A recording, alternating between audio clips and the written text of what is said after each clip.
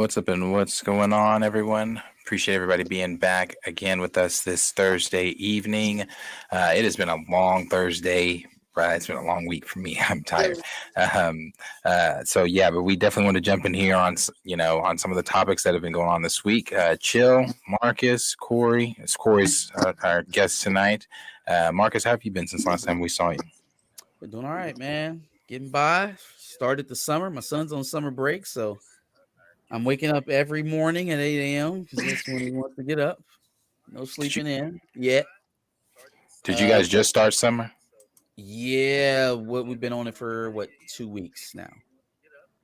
2 weeks, beginning of May. I think it was this last one, or middle of May, mid-May. Nice. Chill. How have you been? Same kind of thing, man. Just letting things go. Living life. Life is lifing. I don't know. Standard bullshit. Yeah. Life is lifing. Yeah. Life is life. And Corey, how have you been? I've been doing okay. As you can tell by my hair, life has also been lifing. Pulled a Britney, shaved it off. Mm-hmm.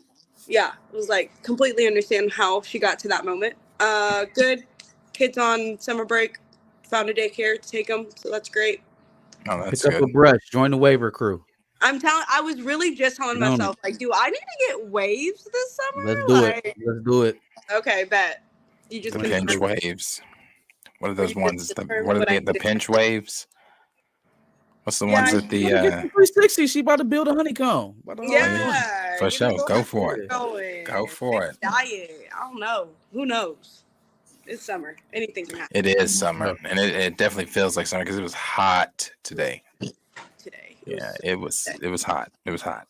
But first thing we'll jump into tonight is the House of the Dragon reviews that comes out Sunday. I think for me, and I don't know if we really want to even go into this. I didn't make this a topic, but for me, it will be a breath of fresh air because I am so disappointed with the Acolyte. I am, and it wasn't the political BS surrounding the Acolyte, or for me, it honestly didn't change the lore of Star Wars either. I have other issues with it. It's not. I'm not. Now, when that Sith shows up, I am gonna check out that. Yeah, that was crazy. That was fucking crazy. Yeah. Oh wow. Overload. Wow. Yeah. So I was just like, I'm out. You can have it. Yeah. I was like, you can have it. I'm done. So, but it's going to be a breath of fresh air because it's going to be the first episode is 72 minutes, second episode 68 minutes. They're dropping the first 2 episodes. Ooh. Yeah, this is going to be great. Be up all night. Yeah, this is going to be great. Like 8:00. Yeah, something like that. Our time. Yeah, and remember last year's premiere? I think was HBO's biggest, and it still is. I think HBO. I think that still holds HBO's biggest. Yeah. What else would it be?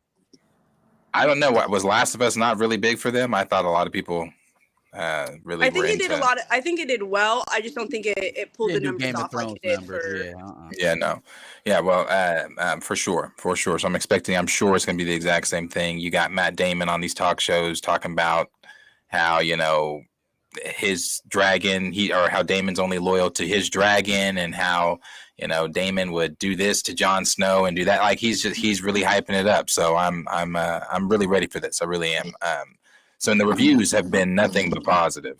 There have been some really, really positive reviews from people coming out saying that the show is phenomenal. And again, I don't really expect anything less, especially where we left off. If you've read the books or listened to the books or anything on YouTube, this is about to be some shit.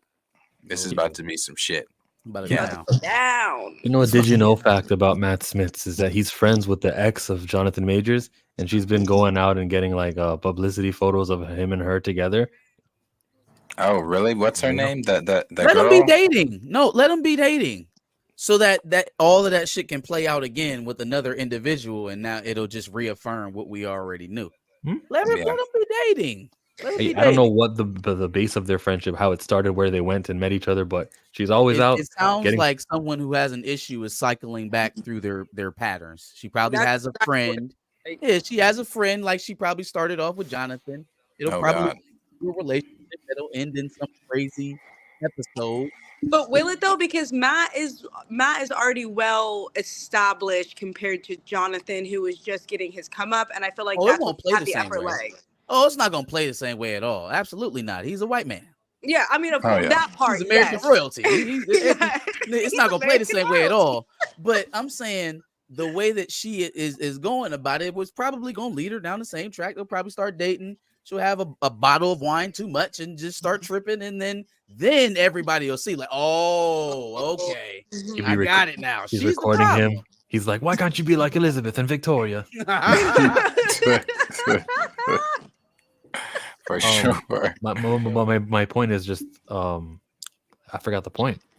My Damn. bad, I took you off the boat. Yeah, whatever. Well, yeah, her Stephanie, she's out here. And the interesting thing with me and that woman, she like is dedicated to Jonathan, which is like and it's see-through, like the way that she would say stuff in court, because when you're in court, you can actually make these accusations and you're not going to be liable for defamation.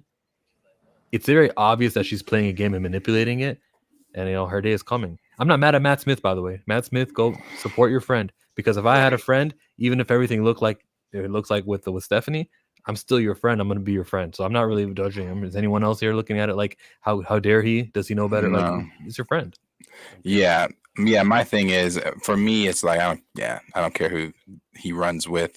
I just need him to do what he needs to do on every Sunday. Yeah, Yeah. she's not what's going on I need him to do the in job. Game of Thrones. Yeah, Yeah. good. Yeah. Have you seen the before we get into these reviews, have you seen the I think it's on the Game of Thrones CDs or something or whatever, if you have that, but you can watch it on YouTube. It's the different actors voice acting out the dance, the final, like how it all comes to an end. Like you got Joffrey reading as I have. yeah, I have. that is good. Yes. Did a I'm gonna lot of check it out. chapters in a Dance of Dragons. Yeah. Yes, that shit is that's good. I was like, ooh, just That's why I watching got that. a lot of the story. Yeah. Right. So when I seen Homeboy take Vagar, I knew Bastard Sons was one of them, at least was gone. You know what I'm saying? Yeah. When he got on Vagar's back, I'm like, hey, Rhaenyra, you better guard your sons. Yeah. I kind of had a little bit of a head start. Now it hasn't been a complete 1-to-1. So I'm still excited to see, what other kind of liberties they've taken. See, it's so interesting with Game of Thrones, how it works so well. They find a way to keep the soul of the story, but still leave their imprint on it, with the exceptions of season 7 and 8 of the original series. Everything else has been great. So they found a way to kind of put their imprint on it and be the television version of the property, and still not totally like disrespect what was originally done or take you so far from it that it doesn't feel like you're still within what George R.R. Martin wrote. Right. Well, isn't George like a part of like majorly like right? Isn't he like very a part of the production though? Like he's very much like in the writer's room, director. So I mean, like that always helps when you have the source material alongside with what you're trying to imprint. So, but I definitely agree with you. I just started. Don't shoot me now. But I just started Game of Thrones like 2 weeks ago. So I'm like somewhere. Slowly getting into season 1, and after the first episode, I was just like, right. Really? That's what I did. Okay, I'm like, man, this is kind of slow. Why does everybody like this? I mean, like I kind of into it because I like political thrillers. Yeah. But I'm like, why does everybody like this? And then in the last 5 minutes, I was like, oh. I was just like, that's the same. That's the same way Stranger Things got me, because everyone was like on Stranger Things dick, and I was like, nope, I'm not doing it. Everyone's hyping it up, like nah. And then like part 1 of season 4 was just coming out, and then I watched the first episode, and by the end, I was like, where's Will? Where's Will? Like So I definitely get the lore. Definitely get what you're saying on that one, Marcus. Oh yeah. Yeah. No. The that whole having George R.R. Martin involved as much as he is, and him talking about, I think he just did an interview talking about he wants to do the prequel to Game of Thrones, the 10,000 ships or whatever it's called. That's the live Aegon conquering Westeros. Is it the Aegon the Conqueror series? Is that the 10,000? If that's it, then I'm all board for that one. Because I thought they were going to do that before we went back to Dance of Dragons. I thought Dance of Dragons is a weird spot to just kind of pop in, coming off of what we were doing. Thought it would make sense to tell the story about how Westeros was conquered first, but we got what we got. That would make more sense because this is more of a prequel of the prequel. Yeah, this is it's kind of really just like a random spot in time. Mm-hmm. Yeah, I don't know why they chose that, but yeah. Anyway, if you're gonna tell the Targaryen story, definitely start there. I think. Let them go. Yeah, for sure. Let me pull these up here. The House of the Dragon reviews, like I said, Rotten Tomatoes. What's the current score? It's sitting at a 80. Is that 86? Yeah. Sitting at an 86 right now at the tomato meter. But what's the? We don't have an audience score yet. No, obviously, it it's obviously, yeah. So some of the people obviously get to see some of these episodes first. I think some people got to see the first 3. Some people got to see the first 2. I don't know how they make that determination, but the reviews have just been really, really, really good. I can't really see that. Vern Gay says, superb second season, if the early episodes are any indication. And then Kelly says, the writers consistently pick the less interesting, less challenging storytelling choice. There's so much lost potential in every boring decision and lackluster line reading, and gave it a poor rating. Now, I would look at both of these, right? You have a very positive one and a pretty negative one side by side. I'm weighing both of these with less than a grain of salt, and not just because it's so preliminary, but also because of Rotten Tomatoes and their reputation for either over or under inflating projects. True. That is true. Prior to the audience getting a chance to review it, audience scores, that's something completely different. But like these critic scores before the general public has had a chance to consume it, because you watch how it shifts as well. Mm-hmm. Critic acclaim prior to the project actually being released to the public, prior to it in versus post, is completely different a lot of times. And so like it kind of just teaches you to wait, teaches you to just hold on for a second. I was saying the same thing about the Acolyte, right? So Acolyte wasn't terrible through the first 2 episodes, wasn't awful. Of course, there were people, you had your regulars who were going to hate on it regardless. Mm-hmm. But boy, when they got a peek at episode 3, Jesus. So sometimes you just kind of got to wait on some of this stuff. Not to say that this is, a good or bad sign. 86 is relatively high. I've been burnt by Rotten Tomatoes one too much. That's true. That's true. No, for sure. That is true. I do, from all the things that we've seen from the, behind the scenes stuff, and then just some of the trailers and the clips that have been shown at the night shows, talk shows that they do. I'm expecting this. I'm hoping it does. I really am. I'm hoping it's going to blow us away. The only thing about this season that I don't like is it's shorter than last season. How many episodes is this one short? Is it 2 episodes shorter? I think this one's like 6 episodes. I was like, I think we're only getting 7. Oh, we're getting 8. Oh, I thought we were getting 6. So it's 8. I think that's the same last season. I thought we had 10 last season. Maybe we did have 10 last season. Yeah, I thought it was 10 season 1. But they didn't drop it, then same amount. But those episodes are long as hell. Like I said, those 72 minutes. I think the longest one was like 76 minutes long. So this is going to be a damn movie. So I am ready for this on Sunday. I didn't get to watch The Boys today. I know that was something else that dropped. I haven't gotten to watch yet, but is it for reminding me? Okay, I thought you saw it. Yeah, I didn't watch it at all yet, but I heard they are back in bad, boy. Well, it's the first 3 episodes. They dropped 3 episodes today, so I'm ready for that too. So, but that's any other thoughts on House of Dragon? Like I said, I think we're all kind of just ready to watch some good TV. I'm amped because there's not been a good show like this that's really got nothing to do with superheroes and stuff that I've cared about. So since like 2 years ago for House of Dragon, so now I'm amped. And they weren't filming during the strike. I think they had like they had an excuse because it was another country. Yeah, that's right. That's right. Yep. So they're releasing the first 2 episodes Of on House of Sunday? Dragon, yes, on House on of Dragon. Sunday. Okay. Are you Do sure we about feel that, like sir? I Yes, thought I was just scrolling by the episode counter. I thought it said no. I thought, hold on, episodes. they 2 should airs be. June 22 right here. Are they not? Hold on. Yeah, they're not stupid like Star Wars. I thought they said they were I was just airing. getting ready to rub that in your nose because it's clearly working with the boys. Yeah, it does work with the boys. Works fine with the boys. You're talking And about the the first multiple season episodes? of Invincible. Well, no, they did weekly releases with that as well, didn't they? I was about to say, I thought they did weekly They did for that weekly with one. Invincible. What are the other? So it's been the boys. Did they release all of Gen V at the same time too? No. No. They didn't. They did weekly. Damn it. Yeah, man, weekly is the way to go. Binging, everyone's gonna be able to binge it eventually. Just wait till Yeah. August 22nd. You can binge this too. Oh, I And think if you're weekly is if the way you're to a go too. professional binger, Fallout. you can get it done in a day. Fallout. They released all at the same time. What platform? Prime. There are some shows it works. You gotta. I just don't think it's smart. I just feel like nowadays, because everything is so easily accessible, like it would just be smarter.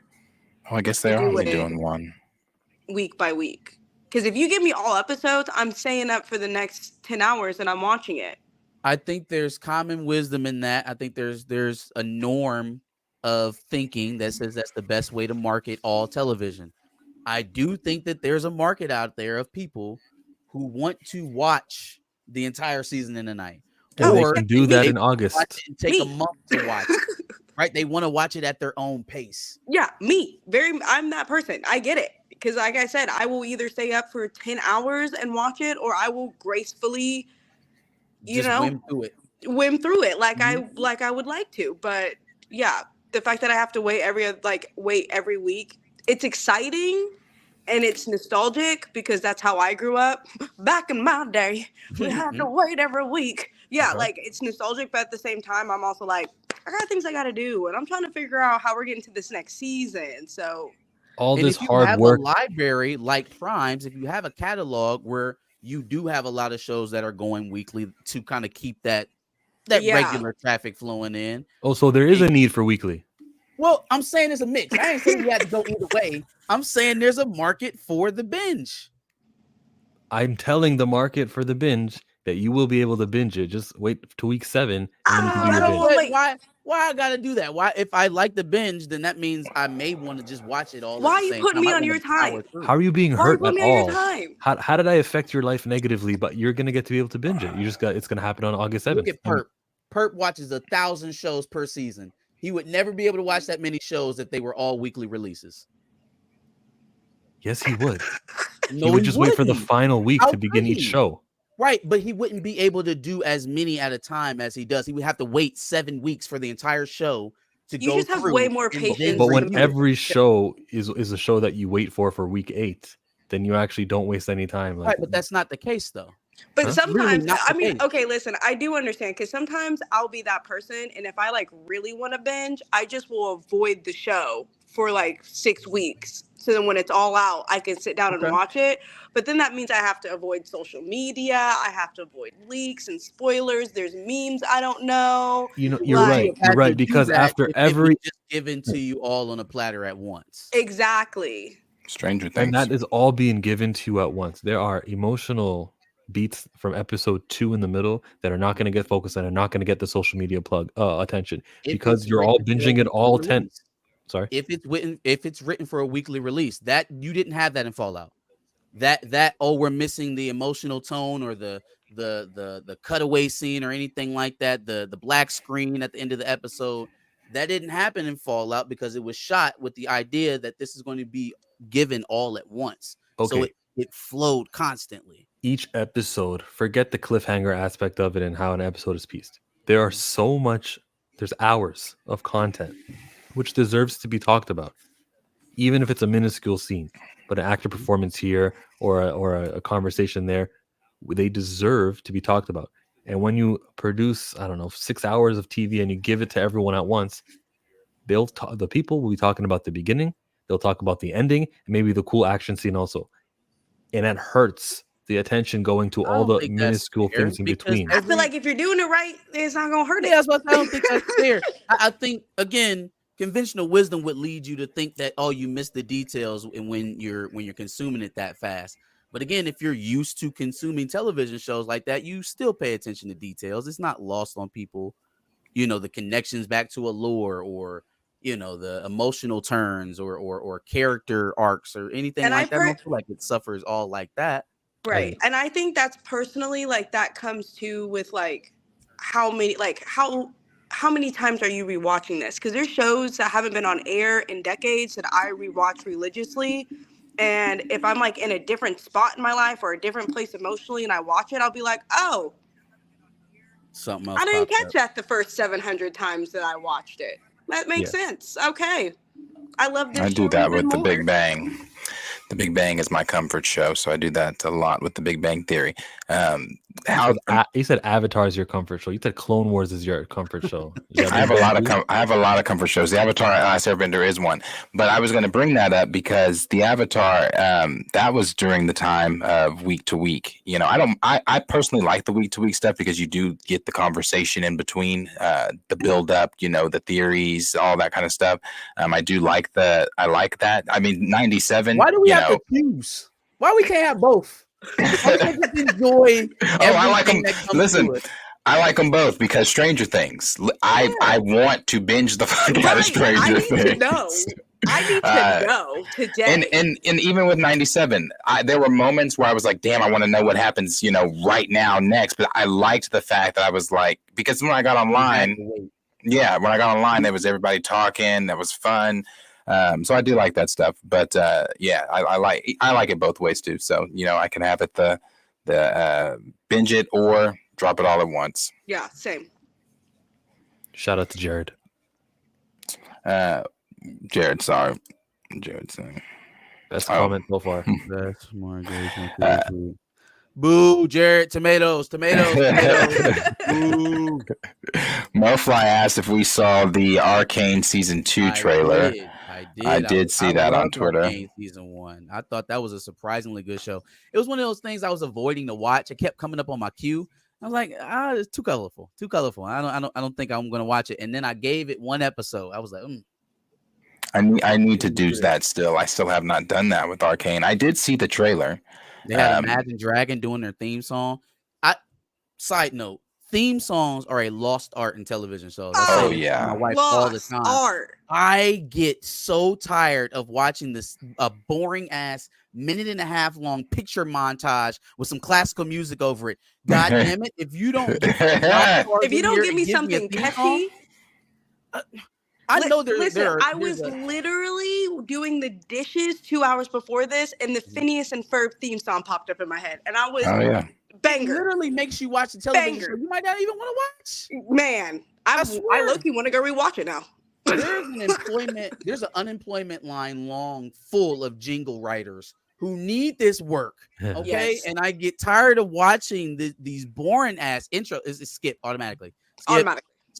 Skip. I don't want it. If it's not Game of Thrones or Good Times or something like that, get it out of my face. Why is this even here?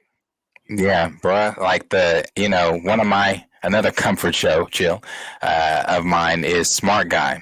That theme song. I love the Smart Guy theme song.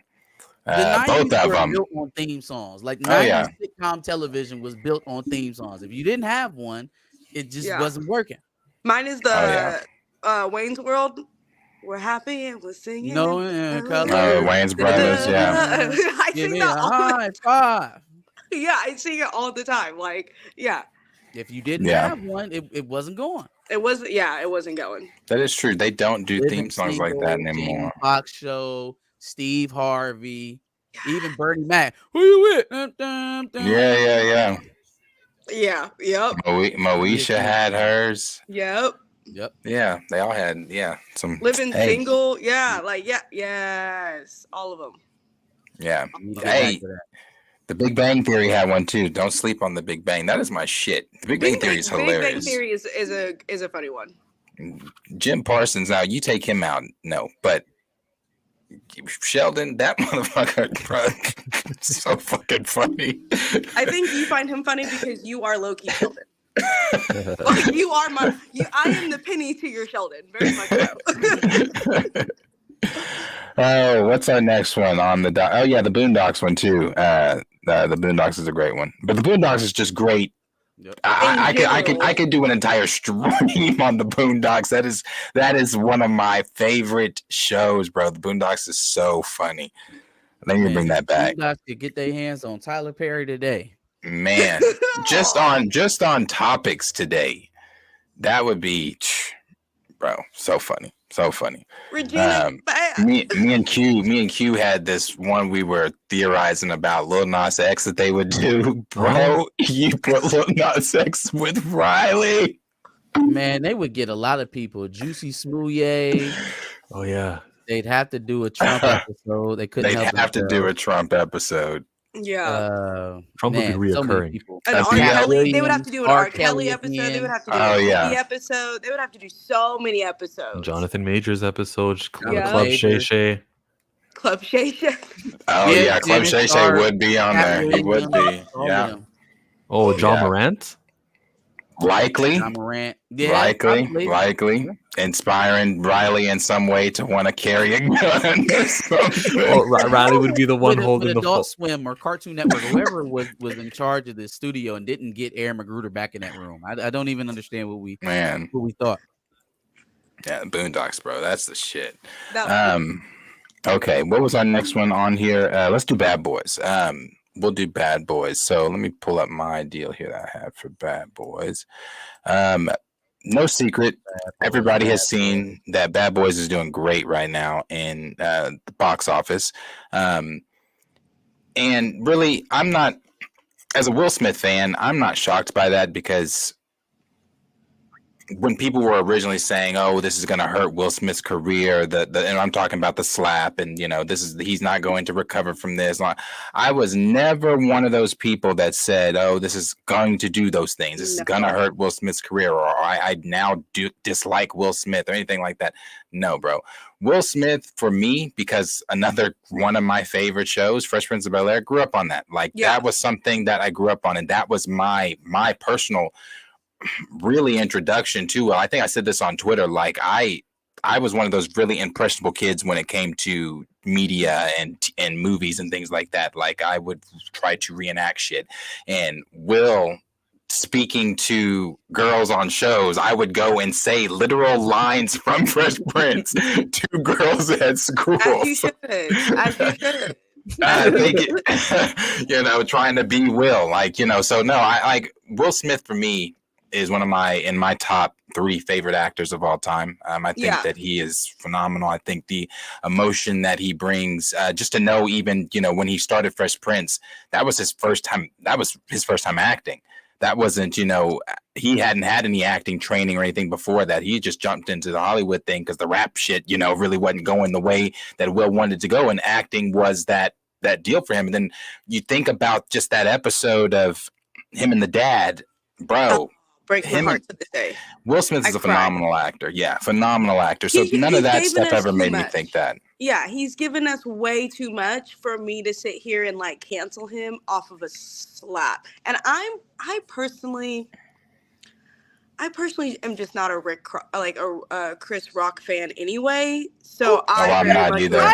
I'm gonna put out a national search to find Chris Rock's black crowd because I swear they don't exist. They don't exist. That's why I'm who is this really hurt? I feel like if anything, he helped Chris. You're welcome. Yeah, no, that man has given me way too much, has taught me way too much. He's the reason why I believe in aliens. He's the reason why I believe cats do not belong on this earth. Name me one movie where a cat was a cat. Hold on, wait. And where did it start? I know the Barbara Walters interview, but what's this about cats? When did he say anything about cats? He didn't say anything about cats, but Men in Black. Men in Black. And then after that, every movie with cats, it ain't no normal cat. I Am Legend. I'm just saying. No one just woke up with I Am Legend. I mean, he's a I, Robot. Oh my God. I Robot's a great one too. He's telling me way too much about the future that's coming to floration. Yeah, I was just about to say that. The Pursuit of Happiness. Yes. 10 Pounds. Not one of my favorites, but I will watch. That's a favorite. That's a favorite, though. That's a favorite. What you mean? I will watch Will Smith smack Chris Rock 100 more times if it means I get Hancock too. That part. There's nothing that was going to turn me off to him enough to make me not watch. Oh my God, Hitch is one of my favorite rom-com movies till this day. What are you talking about? For sure. And here's the thing, man. I think it was extra offensive that the people in that room expected people to see a smack as something worse than some of the stuff that's been done in that room. Right. You know what I mean? Like it's really weird that the people in that room was turning their nose up. Like, have y'all seen the Rob Schneider interview about Will Smith? I was gonna pull that up. He's lost his damn mind. He's lost his mother loving. He's out of his mind.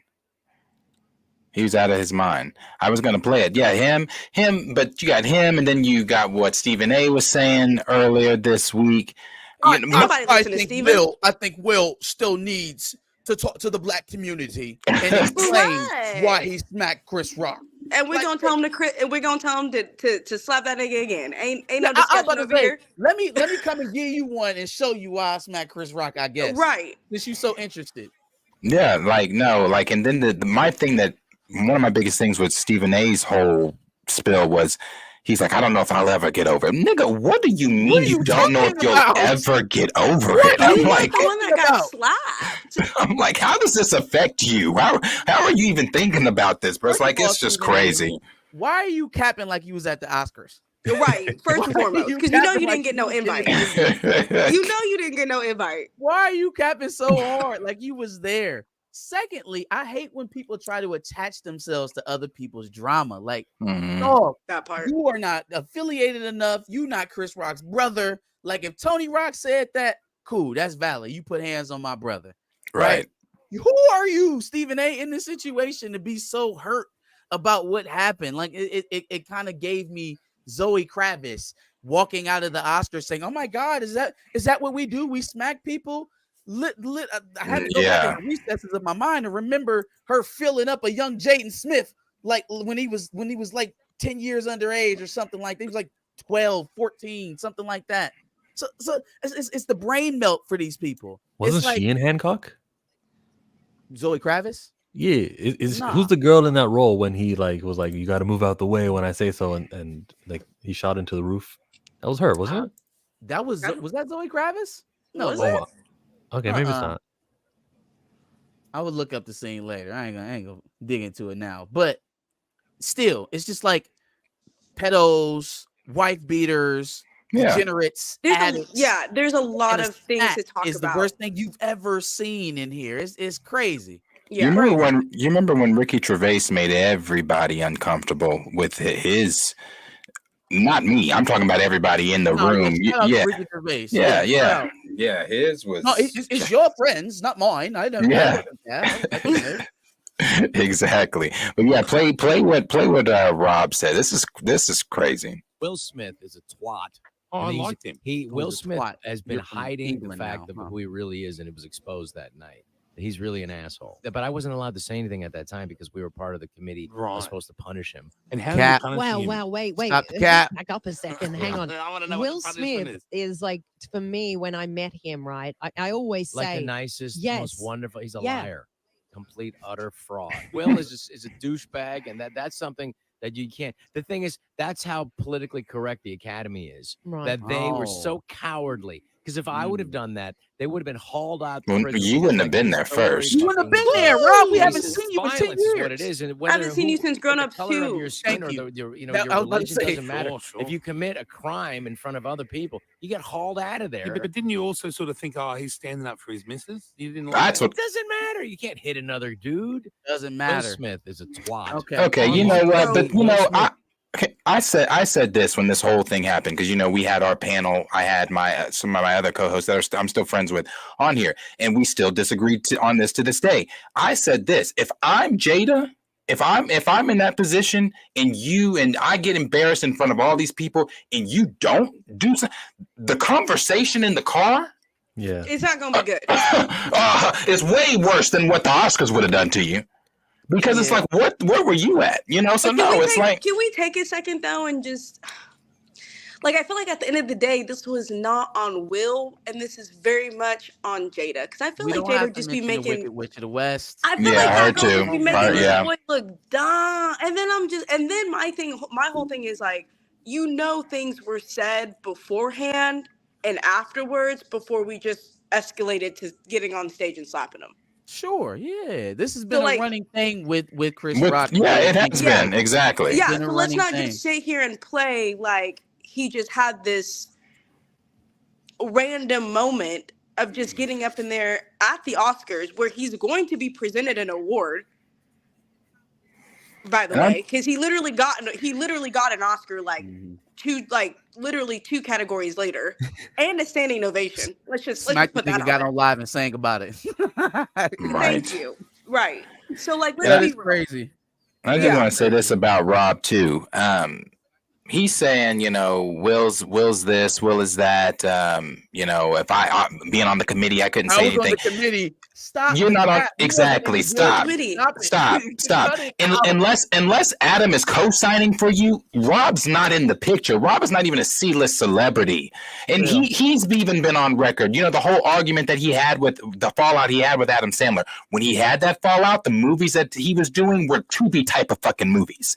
With Adam Sandler, that's the only time you see Rob. So him talking about trying to speak on Will, you're not even in the same circles as Will. So that's funny. That is funny. Hotel close to the Oscars. The only thing Rob has given me is hey. That's the only thing Rob's given me. And see, when I think of Rob, I think of that scene in Waterboy where he said, "Well, wake her ass up. We got a game to win." That's just funny. Yeah. So yeah. Animal, I don't. That movie Animal. Yeah. Gigolo. He's a male prostitute. A film franchise about him being a male prostitute. His claim to fame. Child. Make it make sense. Yeah. No. So Bad Boys, though. I'm not shocked with it. This is Will Smith and Martin Lawrence. Talking about. Yeah, bro.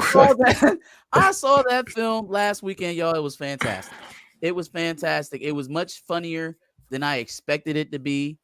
The action did get a little fantasy. We got into the realm of fantasy a little bit, just only because of their age, right? These are mid-50s, about to be 60-year-old men. I don't think that some of this stuff that they were doing was possible. But outside of that, I laughed a lot. I enjoyed it. If you can suspend your disbelief for a moment, I think it's a good watch for sure. And their age is a good reason why Bad Boys 5 needs to happen right now, okay? They got to hit this now. They do. They got to hit it now. They do have like a younger cast, though, and the younger cast were okay. Everyone was there, and no one got a longer scene. Someone like Reggie, or what's the cops' names? Those two cops that they had. Hey, Reggie Wick, you addressed that man correctly. Well, he was like a Marine. What was he? He had, and when he was getting married in the third Bad Boys movie, we know he was like got married. Yep. Yeah. He was like a hard National Guard, was it? Whatever the hell it was. But I love that they kept Reggie, because like that scene in the, what was it, the first one or the second one? The second one. That scene is just so iconic. Like, you ever been with a man? Want to? You look like a grown ass man. I'm not going back. There were a lot of payoffs like that, though. I felt like there were a lot of like callbacks to even Bad Boys 1. Right, with the initial coke bust that they had, that went missing, right? Like they did a lot of callbacks in this movie that paid off if you paid attention to all of the movies. So that's why I said, even if you didn't care for 3, it's enough to keep it at the front of your mind, because you may get some Easter eggs, you may get a mention here or there that is a kind of a nod to the people who have been with the franchise the whole time, for sure. Yeah, I hate when people say we don't want you guys to do homework, for our new movie. Yeah, why would you say that ever? Yeah, this was rewarding. Reward your fans for returning back to the franchise, man. That Reggie scene Like I don't want to give you too much, but man, You already did give him too much. Like the way we hyped this up. I hope no one gets I'm disappointed. just saying, man, you gotta go see the movie, man. Yeah, I gotta check it out. I gotta go. I haven't seen it yet. But Bad Boys 2 is my favorite. I haven't seen it yet though, but I need to. Bad Boys 2 is the best. It's the classic. Bad Boys 2 is a Never classic. be a better Bad Boys than that. That is the shit. That's just the opening. I feel like that gap between the second movie and the third movie was so large. We are missing a Bad Boys movie somewhere in between there. It's just a tragedy that these two guys, like these characters, are worth revisiting, seeing a second or a third time or fifth time now. Yeah. I'm shocked with the hype of their celebrity at the time of Bad Boys 2 that a Bad Boys 3 wasn't in maybe it was. But they didn't go on with it. Well, because Martin was going through things in his real life, and it wasn't. Was it the shit with? Was it the shit with Tisha? No, I don't know. Something about going outside and like he said some crazy stuff, like alien stuff. Oh, he was running downtown talking about people who was trying to kill him. Yeah, that. But also, does anybody feel like it's weird? Like I do think there's some sort of delay or ailment with Martin, because when you see him talking, it's very herky jerky and slow. When he was doing in the damn movie though, I mean that man turned it on. That was the Martin Lawrence I've always known. I did, because I know he did an interview and he was like they were doing an interview and one of the guys was like, hey, you're looking really good, and so he addressed like the health rumors, and he basically was just like or something, right? Yeah, and he basically denied it and was like, I'm good, I'm fine. But if you look at just like the way his face is and just how he talks sometimes, I'm just like, shows like he might have had a heart attack or something like that. But I swear looking to God, like how you was looking in Big Mama too, and I don't know. I don't know. He looks a little. Wasn't that funny? He responds a little slower. I like this for you, Marty Mark. Jerks when he talks. That was that funny. But I swear to God, when he was on the silver screen, y'all, none of that came through. Yeah, but that's good. I'm glad because I was genuinely worried there for a while. Like, is he gonna be able to like really pull this off? He doing it. I don't know how. Because Will Smith gonna do it.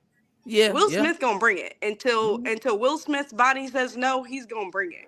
But Marty, the way I was like, Marty, you looking a whole lot like Big Mama right now. He brings it. Don't worry. That's without the prosthetics. I don't know. Maybe he even does better than Will. I got to go watch Big Mama's house now. Oh, I love me some Big Mama's house. Now, do you think they're going to start hedging towards the younger characters that are starting to be introduced in the last two films to keep this thing going? Is that a smart? I saw people talking about that. Cap it when Will and Martin are done. They'll do it. They'll use the younger actors to relieve the older actors, but there is no Bad Boys without those two guys. Without Will and there's Martin. not. I don't see it going very long. In the background, can you push them though until it feels like it's cheapened? Probably. Maybe make one of them a captain. Are you talking about doing like a Terry McGinnis, Bruce Wayne type deal? Yeah, like how far can you put Mike and Marcus in the background until it becomes non-tenable? Untenable. Oh, I said I don't know. You make up words all the time, Marcus. I don't know. Because I don't know. I need Bruce and Terry. You can't have Terry without Bruce. It just doesn't make sense. So I would have Will or Martin become the new captain. They deserve to do it. They deserve to be the captains, with all the adventures that they go on. So boom, they get there. One of them is the captain, and the other guy, we can find a reason to get him into the movie too. Now, what do you call it? Grad boys? Like there's going to be a new graduation class that we get to revisit. I don't want Vanessa Hudgens and that guy from Hunger Games. What's his name? It's got to be. It'd be those two. It'll be in it, but they shouldn't be the stars. Armando. It would be Armando and Reggie. Got to be. Yeah. I would think it would be smarter if they pulled Reggie in, just to kind of keep that flow, keep that momentum. And then if you really think about it, you can have Martin be captain, right? I think that's smart because Mike Will can kind of still lead the team. Yeah, you know what I mean. And then he can just go off on missions or whatever, and then kind of just they can do it if they really wanted to. They could really do it. Just as long as they don't go the series route, keep it cinematic. Don't give me no series. I don't think it. I don't know if it would work as a series. Don't give me no series. I don't think it's gonna work as a series. I really don't. And I which feel like if they're platform gonna would get to a that be on? series, Paramount? at that point, it needs to Paramount. Yeah, it would be on Paramount. be. Yeah. I worry about if we're centering Armando. You'd have to divvy that up very evenly. Like I would almost have to not notice that Armando and Reggie are the leads of the movie. Right. Like they would have to really have to it. finesse it. They would It'd really have to be a true ensemble cast. Like we are going to give. You got 45 minutes of screen time. You got 45 minutes of screen time. We're just gonna meld all this stuff together to convince me. If I felt like if you flipped it completely over to Armando and Reggie and gave them an hour and a half of screen time alone, away from Will or away from Mike and Marcus, that's a losing recipe. That feels like Pirates of the Caribbean without Johnny Depp. Reggie's not an actor. Gabrielle Union had a spin-off Bad Boy series. Yeah, it was called LA's Finest. It wasn't the worst. Juan just said Is that what it was called? LA, I think it's called LA. That wasn't. Hold on, are you talking about the show she had with Jessica Alba? Ew, that was a Bad Boy spinoff. That's what Network just said. I think they were trying to give it. I think they were trying to make it a Bad Boy spinoff. Yeah, that show was awful, y'all. I don't want that to it be wasn't the worst. It was bad. The worst. I don't even know what it was. Okay, Marcus. And I like bad TV. I watch All American, but that wasn't it. I'm glad that you said that because there's something about that show that's like, why does this look corny as fuck? No. Let's wait a minute. The first season was fire of All American. I don't think anything was fire in All American, but if you like it, I'm with you. We are right there. That first season of All American, I'm gonna tell you. What was that? I cried on that scene in the locker room when he stood up and called him dad. I was like, oh shit! Not the mid-personal fucking beats. I was like, damn. No, bro. All American ain't that bad. Now it got stupid cringy. What was it? Season 3? The Black Lives Matter stuff. You can tell when the budget got cut because they shot at 3 locations. You was either at the baker's house, Spencer's house, the cafe, or the football field. They shot the entire season in those 4 locations. When we stopped walking up and down Crenshaw and getting practical shots, I knew the budget got slashed.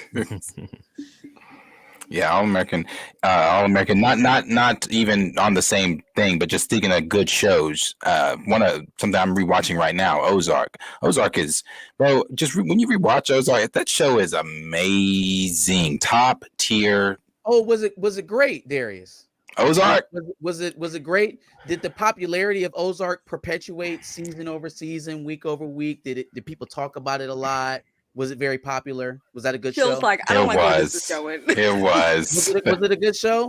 It was phenomenal. It was not. It was all at once. It's my point that a weekly release is the only way to have a good show. No, but my point is whatever Ozark does do. I said about binging. I said you don't have to do everything binging. Right. Just give us a little pocket. That's all I said. But if Ozark was not a binged show and it was weekly release, I'm telling you, whatever numbers they did, whatever success it would have had, would have been higher. How do I disprove that though? That's a what if. It is a what if. You're right. There is a what if scenario. It's just I got to look at other shows that are weekly that have weekly conversations, weekly content, or there are plenty of Easter egg videos that didn't outperform Ozark, right? Like we can say that there are plenty of week over week shows that didn't have the conversation on them. It's like a what if scenario. It's a what if scenario to compare a show from another show because they're different shows.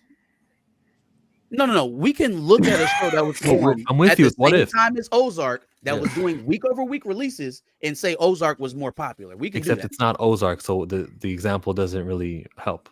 No. Hear me. When Ozark came out, we can see what other shows were doing weekly releases at that same time. Okay, so the show. What is this other show? Just pick one, for example. Okay, so when did Ozark come on when it was actually? I don't know. You don't. It doesn't have to be correct. It can just be any show that's around that same level. Just pick a show. Maybe How to Get Away with Murder. Was How to Get Away with Murder on that same time? Cool. Sure. Let's pretend Ozark and let's pretend How to Get Away with Murder are happening at the same time. I'm just saying that when How to Get Away with Murder comes out, there's the podcasts right after. There's the the whole media buzz happening, week by week conversations. Every episode gets more attention than what happened with Ozark, and because of that, it's better and it's more successful. And why are we revisiting this? We just disagree. It's fine for us to disagree.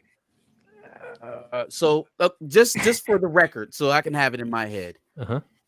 Any show that is a week over week release is inherently, in terms of viewership and popularity, bigger than a show that's binged, regardless of what the show is. It is better. Every attention gets more focused, more successful, more popular. It is a better strategy to release weekly than it is to do the binge thing. Okay. Agree to disagree. Love it. Wow. Well, while that was going on, we did have was it Yes Network that said Bateman in Ozark, he really delivered. I think Bateman delivers in Ozark too. I think he's phenomenal in Ozark. I think Marty's careless attitude is what makes the lines that are supposed to be serious funny as fuck. But for me, it's Laura Linney. Is that who is it? Is that Laura Linney, his wife, Wendy? I think that's who plays her. Yeah. Wendy, her takeover in season 3. Started in season 2, but really in season 3, when for me, she's the reason the birds are survived, because it was like she made decisions that had to be made. Bro, come on. Like, Wendy made some tough decisions. Wendy was making tough decisions. Wendy was making business moves. Them kids was unruly as fuck. Marty was. I will say this. There were 3 separate characters that almost got that family killed at 3 separate times. Yes. There's Marty, there's Wendy, and then there's Ruth, right? Mm-hmm. I feel like the most time that they were about to get murdered is because Wendy was pushing a little bit too hard, stepping outside of her box. You think? Like with Jonah, well, let me just, leisurely call the police on my son. Well, that. Laundering my money. No, she did. My money. Yeah. Our cash. But let me just leisurely call the police on him to get him to come back to the house. She did dumb shit like that. She did do dumb shit like that. But when it came to like having Omar, because she did have Omar in her pocket, she had Navarro in her pocket. I was about to say, what about talking to Navarro without Marty? Frequently. Yeah, that was some. Yeah. To the point where Marty is having conversations with Navarro about conversations that he's already had with his wife that he didn't know about. What if I say something, Wendy? What if I give him something that he ain't supposed to know whole time? That's true. That's true. That is true. Wendy was doing some shady shit. But Wendy was also doing some ball shit too, like with the deals that she was making. Like, I really felt for her though with having to kill. Well, actually, I felt for her. I didn't feel for her brother, because people that the people that died in Ozark, I was like, if you like the psychiatrist. If you would have just kept your mouth shut, you wouldn't have been dead. She asked Marty, she said, I just didn't know. Was this us? Us. Like, yeah, the Ozark's great. But the last and final topic that we had tonight was the same shit. Like, we've talked about this over and over, and it's the things that's going on right now on it's everywhere. It is Blade once again. I'm sorry, that's the wrong one. I thought that was yours, Chill. Blade once again getting more bad news, and the idea that this film is still coming out November 7, 2025. That's not happening. It's unrealistic. It's not happening. They don't even have a director, and maybe they do have a director. Some people hinting at maybe it was Jordan Peele. Maybe that's what he met with them for, or whatever. Because the rumor or the report is that Damage was removed back in March, or left back in March, amicably left back in March. But also the report was that Mahershala was not happy with Damage. Damn. But my question for that is, and I really didn't want to jump into this question this early into it, but with all these things going on, all these reports, Mahershala did choose Damage. He was the one that said, that's who I want. I want him. Is it could it be Mahershala?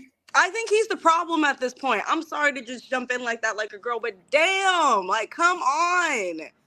This is like what, our 6th director, and every time it's because you and this director cannot find something like you guys cannot find a common ground. And I get it, like, this is your project, this is your character, you've been with this character, you've developed this character, like, this is it. But if you want this movie to get out, if you want this check, we got to come up with something. We got to leave here with something, in the words of Denzel. I can't put this on him. I can put this on because the other rumors were there was only 2 fight scenes in a movie. The other rumors were yes, with that original, yeah. Mahershala wasn't supposed to be the lead of the film. There's other rumors, so I always look at it as Mahershala just knows what's best, and he's not allowing crap to come out. And I completely agree with that. I agree with that. Like in the earlier reports, and I still agree with that. I'm not saying it's Mahershala. I'm just posing a question because now it's you know. I guess I didn't think about this when I made the video because I would have asked this in the video I made earlier, but I didn't think about it. But when you chose this director, this was the director that you said, I want him because of what he did with Lovecraft Country and everything like that. And he's blah, blah, blah. And then you have issues with this director. Not to say that maybe I'm not. And again, that's not saying that he had issues with Tariq or himself. He had issues with the script, or you know. But I'm just wondering. I'm wondering. There's a lot, and I guess this has me wondering because this has been such a long, drawn out process for Marvel Studios, and we've had no answers. So now I'm just trying to create maybe answers. I don't know. I don't think it's Mahershala because he did he set the meeting up with them. He wanted Blade, and I don't know. I got 2 scenarios on what this means here. One of them is that Kevin Feige has completely just allowed this to run amok while he's trying to, curtail the rest of the Marvel Cinematic Universe at the moment. Got a lot of fires to put out, and this is just not a priority. And while Mahershala may have wanted Jan originally for his work on Lovecraft and other things he's seen him do, let's not pretend that Jan has free reign. Let's not pretend that every treatment he's set up has gotten the green light from Disney and they've just ran with it, and Mahershala doesn't like it, and whatever he started with is what Mahershala is seeing. All right. By the time he has a finished script from whoever his Disney, box checker is, it is not what he came in the door with. And we know that from several stories of not just MCU, but Disney umbrella, Disney at large. We know how they operate with these projects. The other option is what my man Raymond 2000 said, is that maybe that Jordan Peele news that, he came in for a meeting with Marvel, maybe it didn't work out, yada, yada, yada.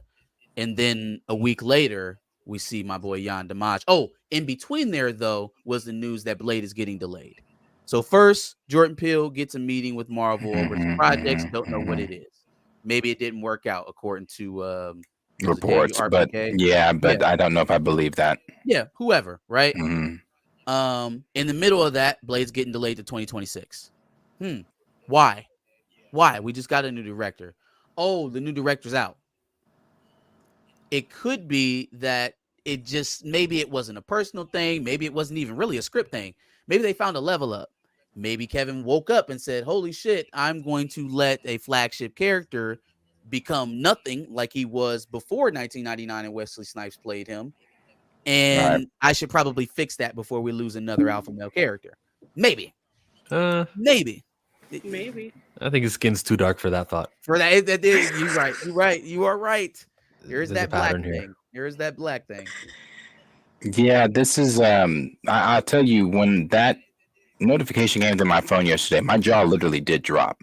It did. I said no fucking way.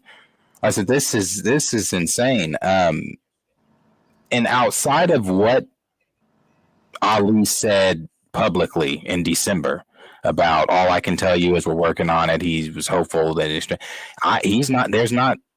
Ali hasn't said anything about this. He's not come out and posted, hey guys, not like Sumu Lee. Simu Lee is when asked, and I'm not saying Mahershala Ali has to do this at all, but when Simu Lee was asked about it several times, he's like, "I promise you, it's happening."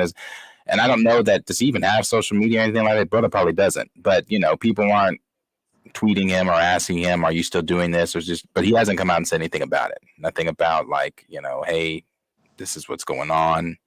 I'm still doing this. I still want to be Blade. Because I said I didn't say it in the video, but I was thinking it. The next time I think we might be discussing this might be the headline. Mahershala Ali has walked away.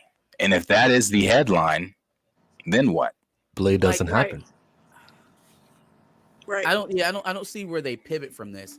It has to end up with a new director starting from scratch, which is a nightmare, which basically deletes the idea that this is actually going to get out by 2026.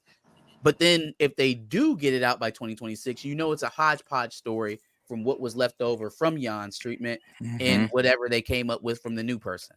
Right. So even if they get it out in a timely fashion at this point, from this point we're at right now, because obviously not timely from 2019, even if they get it out, it's not going to be its best product. If it's its best product, we're going to have to wait to 27, 28, maybe. And at that point, we're almost definitely moving away from Mahershala Ali. Oh, yeah. Right. No, not really. I still think it's got to be Mahershala Ali, even if it's in 2028. Even if it's that late? Yeah. You think so? 2028? With a character that's pushing 60? He'll be 50, 54, 55 by then. He'll be 55, and he'll be wearing a trench coat and those shades, which will mask any sort of stunt scene that he needs to be a part of. And the comment about it being a hodgepodge film of whatever Jan Demange was supposed to do, yeah, it's got a new writer. It says there, Eric Pearson, the guy who did Black Widow, and it's going to get a new director. But as long as the movie, I don't mind if the movie uses some of the themes from his. Oh, there was supposed to be a car chase scene. Oh, we're supposed to face Dracula. You can do that. It doesn't make it a hodgepodge film. It could just be another person's interpretation of this movie. I think that's where they've run into a lot of their problems with some of these other projects too. And when they're changing over from writers and just kind of piecing things together, it comes through in the film. You can see where some of that stuff fits. Some of that stuff was added last minute. It comes through. And so I would hate for that to be the case on a character that we had so much anticipation for. Can it work? Sure. Anything could work, but it's not putting your best foot forward when that's the case. Right. I definitely agree. I think if they're going to go with a new director, then it would be smart to push it back, because we would have to start from scratch. And then at that point, is Marshall going to be able to perform like he needs to? Are we even going to be interested in this character anymore? Because this has been announced since 2019, and we are very well into 2024. And now you're talking about 2 more years. Maybe I'm pushed back more. Meanwhile, like I said, then you've got what My Time to Shine Hello said, where she's like, well, it's simple. It's not a priority thing. And who knows what she or he, whatever knows. It's simple. It's not a priority thing for Marvel over there. Kevin Feige's not interested in getting this, da-da-da-da-da-da-da. And if that is true, no, I truly believe that. But if that is true, that then leads me to ask the very same question. Then why the fuck are we greenlighting projects like Agatha, like Young Avengers, like Vision Quest, where we're going to watch Vision go on a self-fucking discovery for 9 weeks? Ugh. What? You want the answer again? You want the answer I've already given you? It's incompetence. Plain and simple. There's no other way to dress that up. It's incompetence. In Feige We Trust is dead. Yeah. What is that? You want to read that one, Jill? Well, he says, getting Blade right is much more important than getting the film out. The pressure to produce as much content as possible has been lifted, and the studio is now looking to release just 2 films per year, which gives, again, it's unprioritized. There are 2 more important movies that they're going to want to do in 2025. You've already got 3 films coming out in 2025 already. You've got Brave New World, Thunderbolts. Brave New World comes out in 2025, right? Thunderbolts comes out in 2025, correct? I want to say yes. And then there's one more, and Fantastic Four, all in 2025. So Blade was never coming out Priority. November They're 2025. gonna put Blade in the middle of the the Dynasty movie, Right, or the it just Secret doesn't Wars even movie? make sense. That doesn't. Nah, man. No, Nah, man. it's not a priority. Because It's I thought not. the whole point of Blade was to establish the mythical part of the Marvel universe. So you're gonna do that in the middle of you doing Secret Wars build up? I asked that very same question when they were talking about the Blade. I was like, where does Blade even fit in this current story being told? He should have already Right. been done. It should have been closer to Eternals when he spoke. Don't nobody even know who that is anymore. Like, who is this person? Who's this deep voiced black man in the background? Right. Shit, You know what Dre said? Dre was saying about how he would have been expensive and it was just cheaper to get a voice cameo role. That's why he didn't appear there, and it was just his voice. Wow. And it's still at this later date, we still have no visual product of But Mahershala Ali. I have pushback on that. And the reason I have pushback on that is because hold on, I'll play it. Not just Echo, Ray. So the budget for Blade was what, $60 million? No, they're gonna change it to 70 million. Oh, 70 million. Great. Good for the boost. Do you know what they spent on the Acolyte? 180. 180. 3 times what they're currently spending on Blade. Because So the Acolyte let's- has the power of 1, the power of 2, the power of many. Oh no. Oh, that shit was terrible. What is going on over there? Hold on, let me Kathleen Palpatine is going on over there. And just like he chose Jan Damage, George Lucas chose Kathy. And people make mistakes. Sure. This is what this. I don't know if you guys will be able to hear this. I don't know if my shit's set up the way it chills it. Can you hear this if I play this? No. Okay. Anyway, maybe. You said try doing what? Do you have a volume button? I can't really come over to the speaker. Is it all the way up? Oh yeah, it's all the way up. Yeah. Well, it's got subtitles. Well, he's just saying how they love, Blade. They've always been trying to figure out a way to get this character into this world. So whenever they say that, oh well, it was been too expensive to have Mahershala Ali come in. Well, in another video that Kevin Feige did, he was talking about, when you have, I think it's actually the same video, when you have 2-time Academy Award winner Mahershala Ali call you for a meeting, you take that meeting. And then when you have him tell you he wants to play Blade, you just say yes. Okay, so if that's your feeling surrounding Mahershala Ali, why the fuck are you paying Robert Downey Jr. 50 fucking grand to show up in Spider-Man, but you can't do the same to what you called him, the 2-time Academy Award winning Mahershala Ali? So no, I have pushback with that. With it being with you saying I can't pay him, it's too expensive for him. But you're paying. If I don't know if this is just rumor, or if this is fact, but if it's the fact was you were paying Robert Downey Jr. that much per cameo, then what's the problem with Mahershala? Right, that should be nothing. And I'm just like, this whole thing where you've got. It's not. I'm going back to what I said about it in The Flash. It's not real. It's not happening. It's not a real film. It's never going to see the light of day. I'm telling you, the next thing we hear about it, Mahershala is walking away. I don't see him continuing this because the last thing he said about it was in December, and people say that was positive. Go look at that quote. It's not like a video, but you go look at that quote, and I didn't feel any positivity from that quote. So no, I think the next thing is he's walking away. Does that hurt their reputation?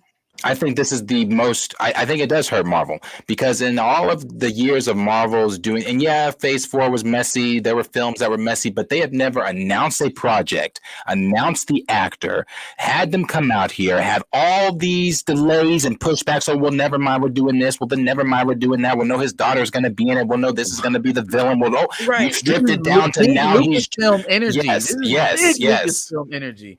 Yeah, so no, this does hurt. I think this does hurt them. I think it hurts the reputation. You let a 2-time Academy Award winning actor slip through your fingers without ever having him don the role. You gave him a fucking hat at SDCC. So no, yeah, it's embarrassing for them. It's a movie They about needed to- vampires. Cougar's gonna take a year with Michael B. Jordan and shit out a vampire film, and it doesn't make any sense why Right. Disney can't do this. Yeah. Yeah, no, it's crazy, but because I think it goes back to, like you said, that really being true, or possibly being true of what My Time said. It's not a priority. It's not Yeah. something on the priority of Feels that shelves way. for Marvel Studios. I don't think it ever really was. They needed something to surprise people in 2019, Yeah. and the world we live in, and Marvel and their successes and their ability to do these movies isn't what it used to be. Like Bob Iger said, we're quietly canceling projects. This is probably one of them that, okay, I guess we can't cancel it because it'll call us out, but we're gonna make every reason for Mahershala to leave, and then we're gonna say, we just could, things just didn't happen. If we're watching Agatha and what else was coming up here? Ironheart, Agatha, Ironheart, Wonder Man. Yeah. Wonder Man. If we're watching that and we cancel Blade, there's no hope for this company at all. But you noticed what you just said there. Now, Wonder Man is the exception because they've already race swapped Yaya, so they have, and that plays within that love triangle that they're trying to connect with Vision and Wanda being that character. Wow. So they already got their agenda with Wonder Man. Ironheart, push back.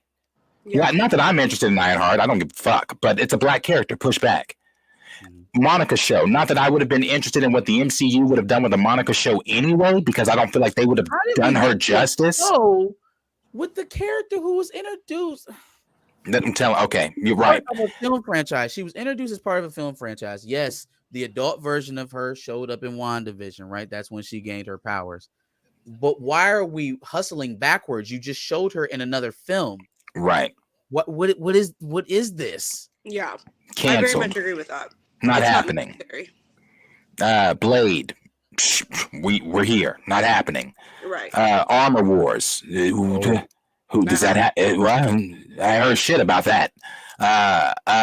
T'Challa's dead. Sam's superpowers is fucking humanity.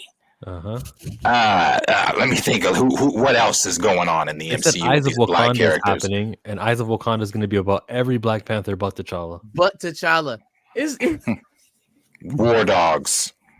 What? Like this is like so it's like the black characters. It's not just Blade, like I saw on Twitter. It's not just Blade. Yeah, it's Blade, but it's evident that the black characters in general are not getting prioritized. They just aren't. They aren't. And they have Lawrence Fishburne playing Goliath. Right. Right. And I forget that. I fucking forget that. I forget Goliath exists within the canon of the MCU. And it's Lawrence Fishburne. We can never use Sterling K. Williams again or Sterling K. Brown again because he made up a Black Panther character and killed him in the same movie. Right. He would have been a nice Adam Bashir. You're right. Something, anything. Man. These all these elite actors just throw away, just cannon fodder. 2018 was an accident. Like Daniel Kaluuya being cast on that, and everyone. Who else did they waste on it? I wouldn't say they wasted Michael B. He did a great job, and he was a main lead villain. But everyone else, I always get his last name wrong. Forrest Whitaker. No, Cheeto. Yes, but yes, yeah. Platt from 12 Years a Slave. Idris Elba. Old T'Chaka. I forget his name. I know you're talking about. Right, young T'Chaka, like old school T'Chaka. Oh yeah, I know you're talking about Antoine something. Yeah. Okay. Never use him again. Yeah, Idris Elba, obviously wasted. That could have been a Blue Marvel. Lakeith Stanfield his name was like standing fifth right in the credits, and he had like 10 minutes of screen time. It's insane. So you have the star power to be fifth in the credits, but not enough to actually be seen in the show or the movie. Yeah. It's obvious that they are doing Wonder Man, and they are doing these like gestures, symbolic ones. You know, here, guys, you get your black superheroes, everybody. It's gonna look good photo, everybody. But in substantial reality, it's just nothing. There's nothing material or long lasting, and I see through it.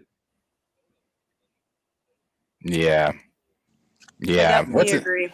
And what's his name that they killed in Falcon and the Winter Soldier? Battlestar. Oh, Battlestar. the character we didn't want and they killed for us. Right. Like it's just the whole we wasn't checking for Lamar Haskins, and then just when we was looking over at him to see what he was doing, he was already dead. Yeah, I think there are tiers to I'm sorry, I characters, should have laughed at and that. Black Panther and Storm are very highly attention. My attention goes there, and what they do with Storm is gonna matter a lot. I have a question to that. Do we truly, truly, in our heart of hearts, believe that Marvel Studios, first of all, is going to cast the right Storm? No. Second of all, going to handle Storm properly?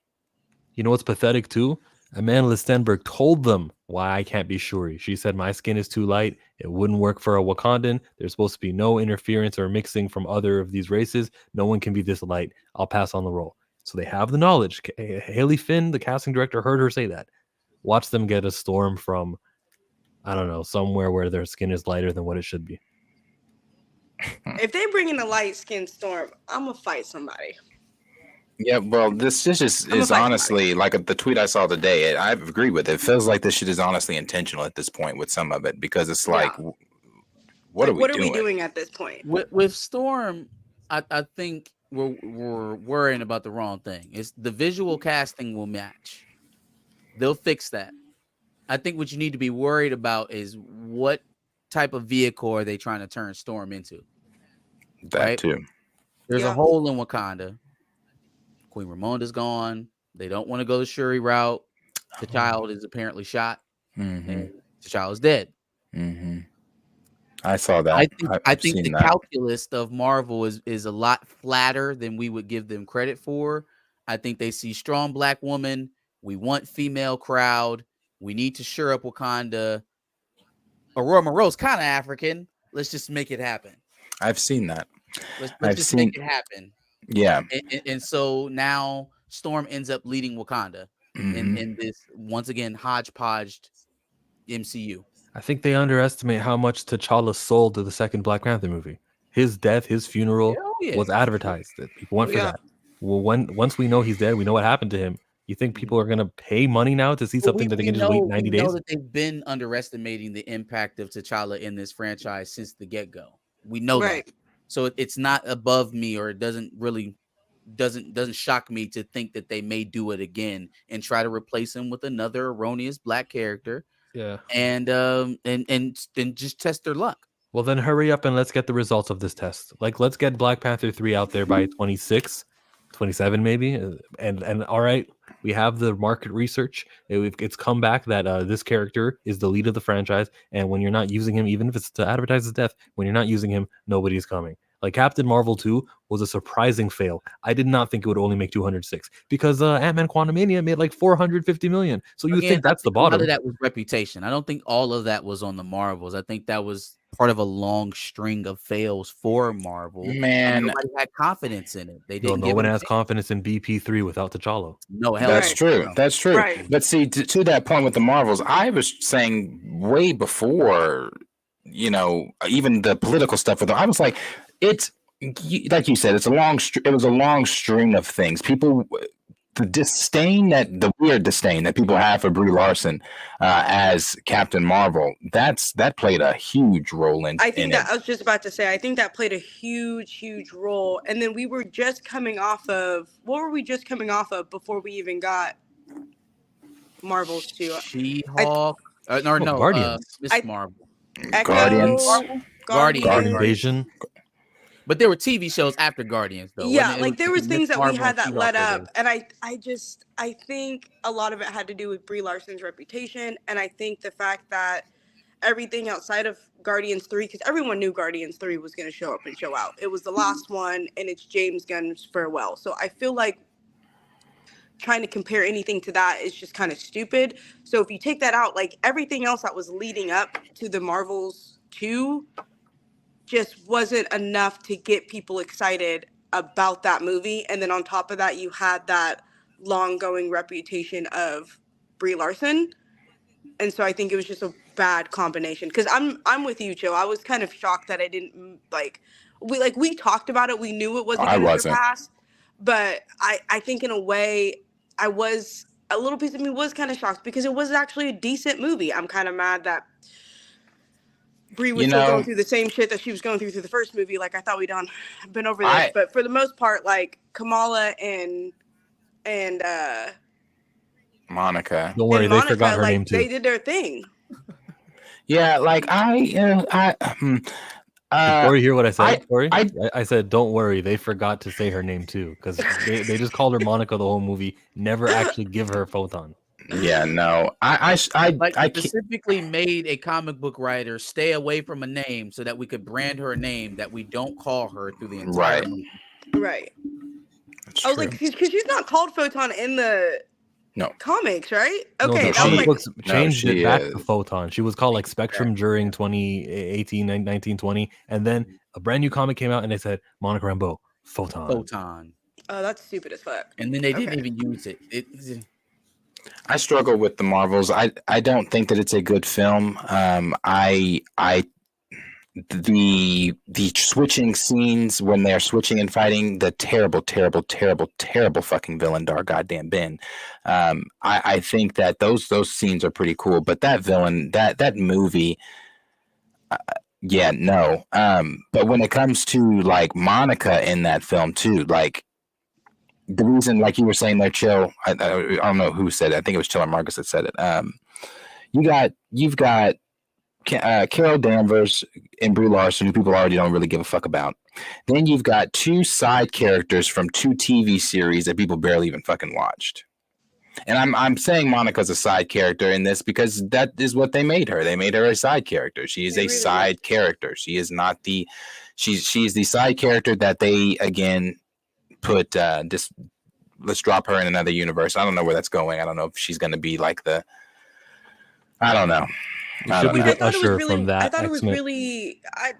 that was really stupid of him because she was the most knowledgeable of what the fuck was going on the entire movie. Like, oh well, that's why it made sense because too much black girl magic. Yeah, like if you didn't have Monica, y'all would just be sitting there switching and swapping. Like y'all would not be knowing what is going on. And then girl over here still having PTSD from fucking the first movie that aired like 10 years. Like, what are we doing right now? Like, what's happening? Like, do they not have therapy in space? Like, you're telling me all these scrolls and not one of them has an Man, speaking of the scrolls, how did we not piggyback off of Secret Invasion? How did that not? So Captain Marvel already has this connection to the scrolls that never gets mentioned in Secret Invasion, right? It was all Fury's responsibility to find them a home and make them okay on Earth. I was like, where's Brie? Because Brie was the one who told them that y'all was gonna make it a home. Don't say the quiet part out loud, and right? Isn't Gaia and Monica Monica Rambeau, they're supposed to be friends with each other. Now Gaia's souped up and can use the Hulk hand and photon blasts. I'm trying to figure out how none of that Nick Fury doesn't even look like the same person he was at the end of Secret Invasion. He looks completely different. Man, he wasn't even acting the same. Like that was I'm telling you, that wasn't Nick in the Marvels. That wasn't like the Nick. I'm sticking to that. He was acting so weird, bro. Like when they were fighting and then he said, well, he's like, good theory. Good, like this. I'm like, that's so far removed from the way Samuel Jackson has portrayed that character in other shit. Even in Secret Invasion, I didn't even like that fucking shit. I didn't even finish that. I saw the final scene where she powered up and was all the Sith, but once I knew we weren't dealing with any of the real Avenger powers when they were going through the Rolodex. I didn't see Thor. I didn't see Vision. I didn't see or Captain America. Once I knew none of that was involved with this, and we were just picking Guardians and other random people. Yeah, Drax. Drax. Was it Drax? It wasn't the Hulk. She got Drax on. She walked. No, she did have the Hulk too. She had the Hulk. Yeah, she had the Hulk. She had the Hulk. It was She-Hulk. Yeah, it was just She-Hulk. It was the She-Hulk. It was that Bruce Banner, really. That's what it really was. Shit. Yeah. Here's the interview of Blade, where Mahershala Ali's name comes up. Kevin Feige says that yes, there was a meeting. played and had for years. Mahershala, coming off his second Academy Award this year, said he wants to come and meet. And I was like, I hope he talks about what I think he's going to talk about. And he brought up Blade. And we were like, we're doing it. And with Natalie, we've stayed in touch with her over the years. Taika. Yeah, but that's the part about Blade. Yeah, we're in. We're doing it.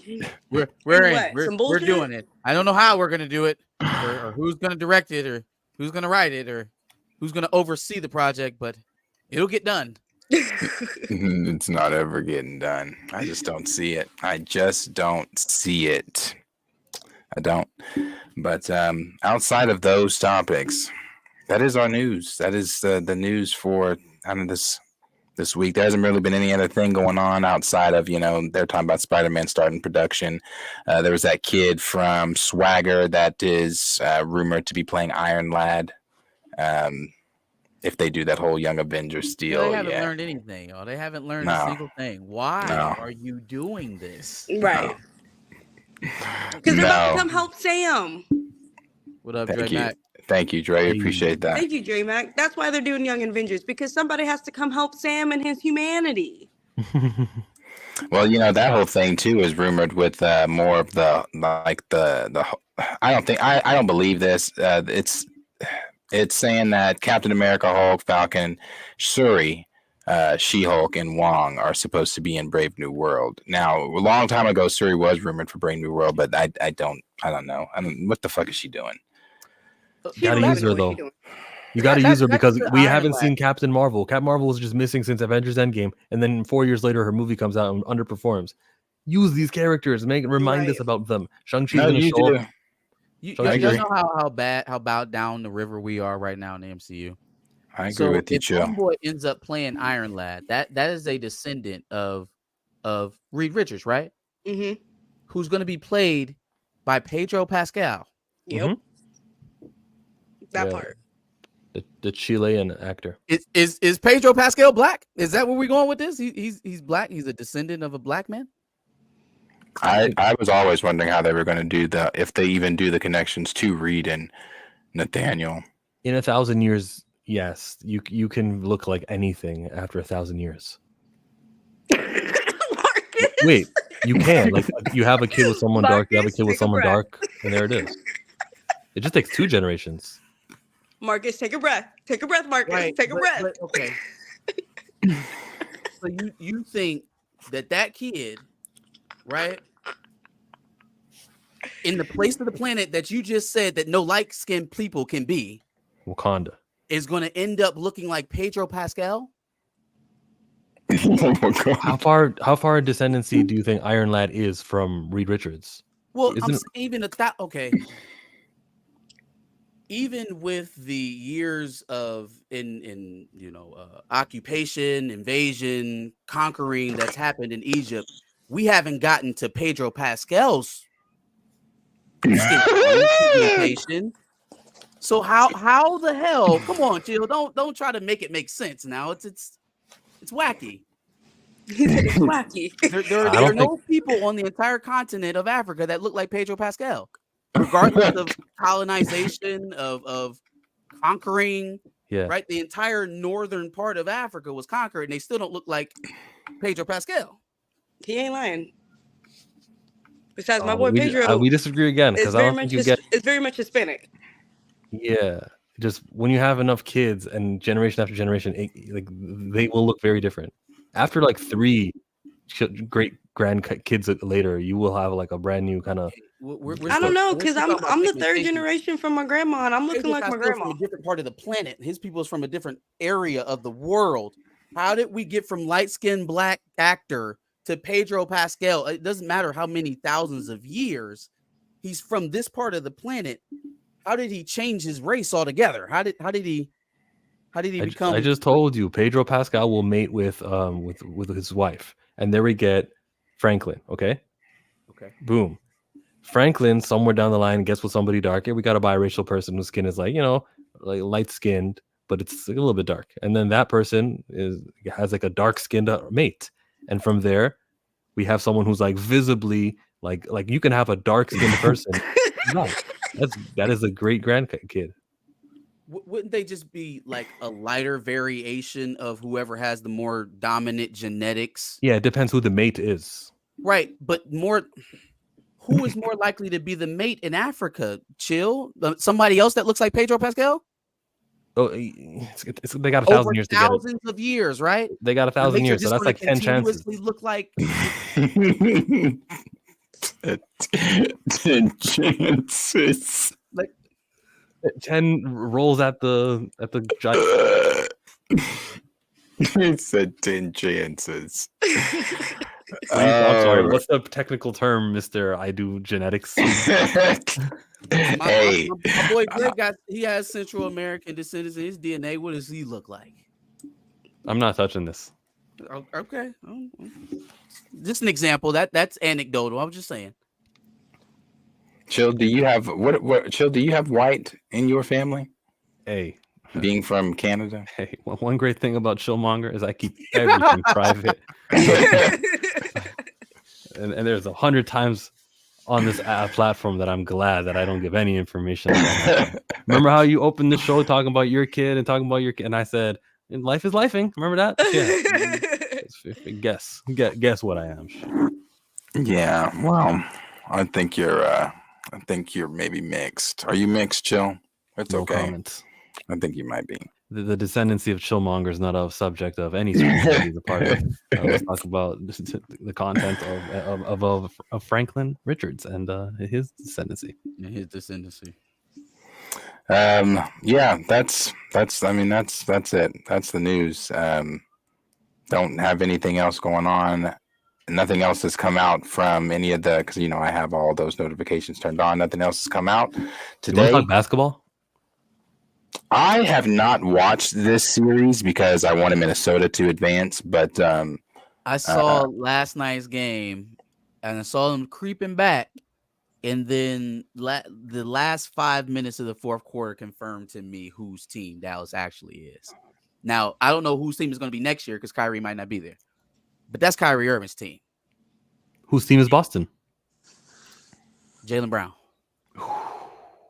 Not Tatum. I love Tatum, but again, last 5 minutes of a quarter, where does he go? Where is that? But that is something that has remained consistent with Tatum.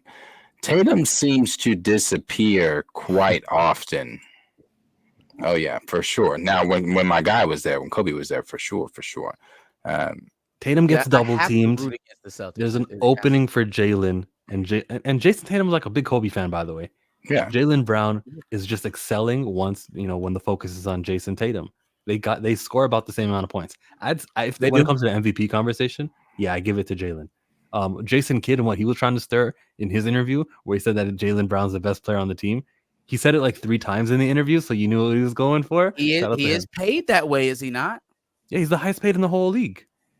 But that's only because his contract came up that year. Okay. There's nothing more to it. So but he's doing great things with his money. When his contract, when his what is that? When his extension is up, he's up for an extension, we should expect Jason Tatum to be the highest paid player in the league, right? He would be entitled to it, just the way contracts work. He's going to get the max deal. But if he does not, though, he will get the max deal. Send a message. No, I'm saying he's already got another supermax player on there. Plus, they got Porzingis, and I know they would love to keep him. If he doesn't get paid as the number one player in the league, does that send a sign of whose team it is? Yes, if that were to happen, that's them saying Jaylen Brown is our guy. But they don't like Jaylen Brown. Jaylen Brown is too smart. What did Stephen A. say? I got sources that say Jaylen Brown is actually a bad apple or something. He had some stupid line like that. He got a text message from a source. Stephen A.'s about stuff like that. Did you see personal stuff about players? I never listen to him about that kind of stuff. Did you see Gilbert Arenas' take on not all these niggas need podcasts, but his take on Stephen Curry not being a generational player? That's what he said. And I said, typically in these conversations, it's the ringless niggas that have the most to say. Jeff Teague has a ring. Thank you. Oh, he has a ring. He does have a ring. He finally got one, and he didn't even care when he got it. He shouldn't even count it. He's the best of all the NBA players. I don't care about Podcast P or everyone else. Austin Rivers, Jeff Teague is like the greatest out of it. He gets so much. He has the most spicy takes, man. I swear, he was the first one to get on this train about like just let Caitlin Clark do shit, and then that's when Shannon Sharp and Stephen A. start picking it up. It was like, he got a point. He might as well let her compete at the Olympics. Who cares if she's one of the 20 best female basketball players in the U.S.? Let her go. By the way, I agree with that. I want to ask this too. This is one of the last things I want to say on it. What do you guys think? I was arguing with people on Twitter about this. I don't disagree with what Angel, because we haven't talked. We need to talk about this. I don't disagree with what Angel Reese said. I agree with her. Yes, there are people that are buying out Angel Reese jerseys. There are people that are, going to their games and selling out, arenas and things for Angel Reese as well. I agree. But what I was saying was, I have for years, I mean, basketball has been a part of my life for all my life, but for years, I have followed so many different sports accounts on my Instagram page, on my personal Twitter page, and things like that. I follow so many different sports accounts. In all my years of following these sports accounts, I have never, and even when I see these highlights, it's Caitlin Clark highlights I'm seeing. It's not like on Bleacher Report, on House of Highlights, on Overtime, bro. It's Caitlin Clark that I'm seeing, and I'm like, this girl is everywhere. And I agree with Angel, she is, but she's not. I can go on Instagram right now, I'm sure, and just scroll. I'll see Caitlin before I see Angel. Sure, true. So yes, Caitlin Clark is very popular, right? Is the NBA going out of business? They going bankrupt? WNBA? They having money problems? The WNBA is. The NBA is having money problems? No. The WNBA is, but not the NBA, right? Okay. When we go and do collective bargaining agreements, we usually, if there's some big disagreement between the owners and the players, we usually hear about it, right? It usually comes out. We hear what they're debating over. Have they ever held up what is it, the CBA, over subsidizing the WNBA? I don't think ever. Ever. Never, ever.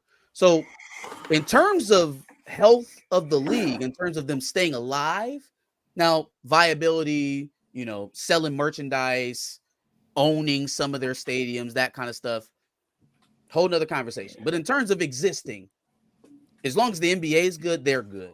So the idea that we have to take every single opportunity to quote unquote grow the game, and that includes the Olympics, that's where I kind of draw the line. You want to put her in all the marquee matchups. You want to make sure she plays on every Saturday morning or every Sunday morning, whenever the WNBA plays the most. You want to have her in those type of slots. I'm good with that. Hell, you even want to tinker with the all-star voting to make sure that she makes it because of a fan vote. I'm good with that. The Olympics are international competition. Only the best should go to the Olympics. It's not for marketing. Maybe some of the brands use it as marketing, but the competitors are there because they're the best at their craft and they want to compete. I don't think you should brush that off for marketing. And furthermore, I think Stephen A. and Shannon are showing their tail that they don't really respect WNBA players like actual athletes, because they would never say that about baseball, which is an actual struggling sport that's not growing, right? They would never say that about any other male-led professional sport, that they need to theaterize their sport to stay alive. They never say that. They don't really respect WNBA players like actual athletes because they wouldn't ask them to cheapen their product to get popular if they did. I definitely agree with that. I don't follow sports like that, but I get that vibe. I'm picking up what you're putting down. I thought you were gonna say I don't follow the NBA, but I am a W. No, no, like I don't really keep up with sports like that. But I mean, like Darius said, I can't even go on my Instagram and not see something. She's everywhere about Caitlin. Like she's legit everywhere. I can't go to the gym and they're not showing her highlights. I can't, you know what I mean? Like if I'm Eminem, y'all, she's Eminem for women's basketball. Yeah. She's People everywhere. Are enamored with white folks that are in spaces that they don't commonly see them doing well, right? Like Luka Doncic, Joker, those players are very popular because they are the great white hope. They are in the black led league, and they're dominating. Christian McCaffrey is another one. It's a unicorn effect. Yeah. You see that one player that stands out, that dominates, where you wouldn't typically at running back. Oh my God, a white fast running back. Jesus, that has never happened before. It's happened 20 times. But he's the best at his position, and he happens to be white. So they latch to it with the fever of icon status. And whether or not that person can live up to that, Tim Tebow is a great example of this. Whether or not they can live up to that is dependent on them. You can't force Caitlin Clark into all-star status. She has to play that way. Right. Right. Yeah, no, what you said about, white folks being in black spaces like that. Not to say that AAU basketball is a black space, but you do see more predominantly black players and their parents and things around. But when you do get them white teams, and I'm talking about them white teams, I'm talking about the white teams where the coach is white, everybody's Ball white. Movement, fundamentals. Yeah, bro. Everybody, bro. Obviously we've lost games. I think this last season I had with those boys, we went. They were 73-14. Of those 14 losses, I can tell you probably about 8 of them were all white teams. Them white boys would come out there because you get the boys would always size them up thinking, oh, these are all white boys. You get these white boys out there, bro. Them white boys will fuck you up. And I'm not talking about they ain't going out there putting on and one mixtapes. They are fucking you up with fundamentals. 4 passes, shot, box out. Players, the whole roster plays. Everybody, the whole run. No, there's 7, and they rotate the 7.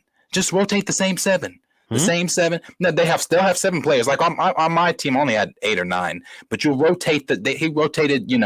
It was only 2 people on the bench at a time, and then they would, rotate them out. They never missed a beat. They was on the ground for the ball. And I'm talking about this is typical. And one thing the white boys, of course, are going to do is shoot the leather off the ball, for sure. For sure. You notice in the NBA when a 3-pointer is shot and the player's white, like the cheers are a little bit louder than everyone else. Don't you guys notice that? It's just something about the relatability, and I do mean it. I'm not joking when I say it. That's relatability. That's also why the Instagram Caitlin Clark appears more than Angel. It's just people can relate more with what looks like them. And if you're on Instagram and on an English account and you're getting English language stuff, the majority of the people there are gonna be white, and that's why white girls outperform black girls and every other specific. But I did see Angel's interview when she was, because I think a reporter asked her some question about how do you feel that Caitlin is basically getting more talked about than you, and she was like, I'm here to play a game. I was really proud of her response, because she's like, the fact that just WNBA is just being talked about in general is totally okay with me. And I was just like, okay. And be honest with you, I think that. Go ahead. No, go ahead, Darius. I think the last time I really paid attention, and even when I say this, I'm not saying this in a disrespectful way. Even in AAU basketball, when we knew a girls' game was going on before us, we stayed in the car. It wasn't, unless you was a dog out there, then we went and watched. But I think the last big major girls, and this is a while ago, girls games I really paid attention. Well, outside of the most recent NCAA games and things like that, but where I was really invested was Candace Parker with Pat Summitt over in Tennessee. Candace Pat Summitt. Bro, them girls was. What was her point guard's name? Shit. Damn, she was fucking cold. I forgot her name, but she was cold. No, them girls was dogs. But they had a dog coach. Somebody said something about Aja Wilson. Imagine you're Aja Wilson. You are the pound for pound best female basketball player on the planet, bar none. Right? No competition. How many times do you think Aja Wilson has had to talk about Caitlin Clark this season? She is the best pound for pound basketball player there is for a woman. And she has to talk about this rookie who's struggling, by the way. It's not even like she's dominating. No, she's not. Struggling. and she has to talk about her like she's talking about Kobe or LeBron in some sort of reverence and respect. Because again, it's good for the league for Caitlyn to be popular. But it is. It is empirically. It absolutely is. But again, you are asking the best pound for pound player in your sport to bow down to a rookie. That is disrespectful. And is currently playing bad. But I have to play her up because it's good for the league. That is just, it feels a way. And again, it goes back to would you ask this of other struggling? I was just with athletes you respect? Would you expect this would never be a conversation in the NBA? It would never be a thing where a rookie comes in and you're talking to veterans and veterans are. I don't know. Not if you're playing bad, but they'll ask Kobe about Jason. Not for Jeremy Lin, not for whoever are splashing and playing type of players that have come into the league. You know, Jimmer Fredette. Remember Jimmer Fredette? Deladova had that great fucking season. Season, right? And you don't look at the teams that even the small market team and be like, oh man, you better give that guy 40 minutes a night so got people will buy tickets and get in. I don't even think we said that about New York. Like, oh man, they really better keep Jeremy Lin so they can actually sell some tickets. No, they can get some free agents or something. You know, they've never taken it to that level where they say a person who doesn't deserve it should get it so that more people will pay attention. That's not a very sports conversation. There've been times conversation. Trae Young is not signed with Nike because of that. He can't be on that summer team where you guys lost to Canada. He can't be. Yeah. Trae Young deserves it. He gets pulled. I'm just saying it works in the opposite way. Trae deserves what? To be on the United States men's basketball team. Athlete, so he can't be on the FIBA team. They'll find a reason to go. He just wasn't. Trae Young deserves to be on the United States the Olympic team. The world team. So it's not the actual Olympic team. It's like the okay. The in between games that they play, the FIBA league. Yeah, sure, do that. Anthony Edwards, Tyrese Halliburton made the team, and they're probably the only guys that are going to continue. I have major beef with Anthony Edwards. Isn't he with Adidas? Some guys are just undeniable. So they just took Anthony Edwards regardless. Yeah. But told Trae Young he couldn't compete. Yeah, that's garbage. That's just like Dwight Howard. Do you guys remember the photo of Dwight Howard on Team USA? I'll find it. Say your point, Darius. I'll find it.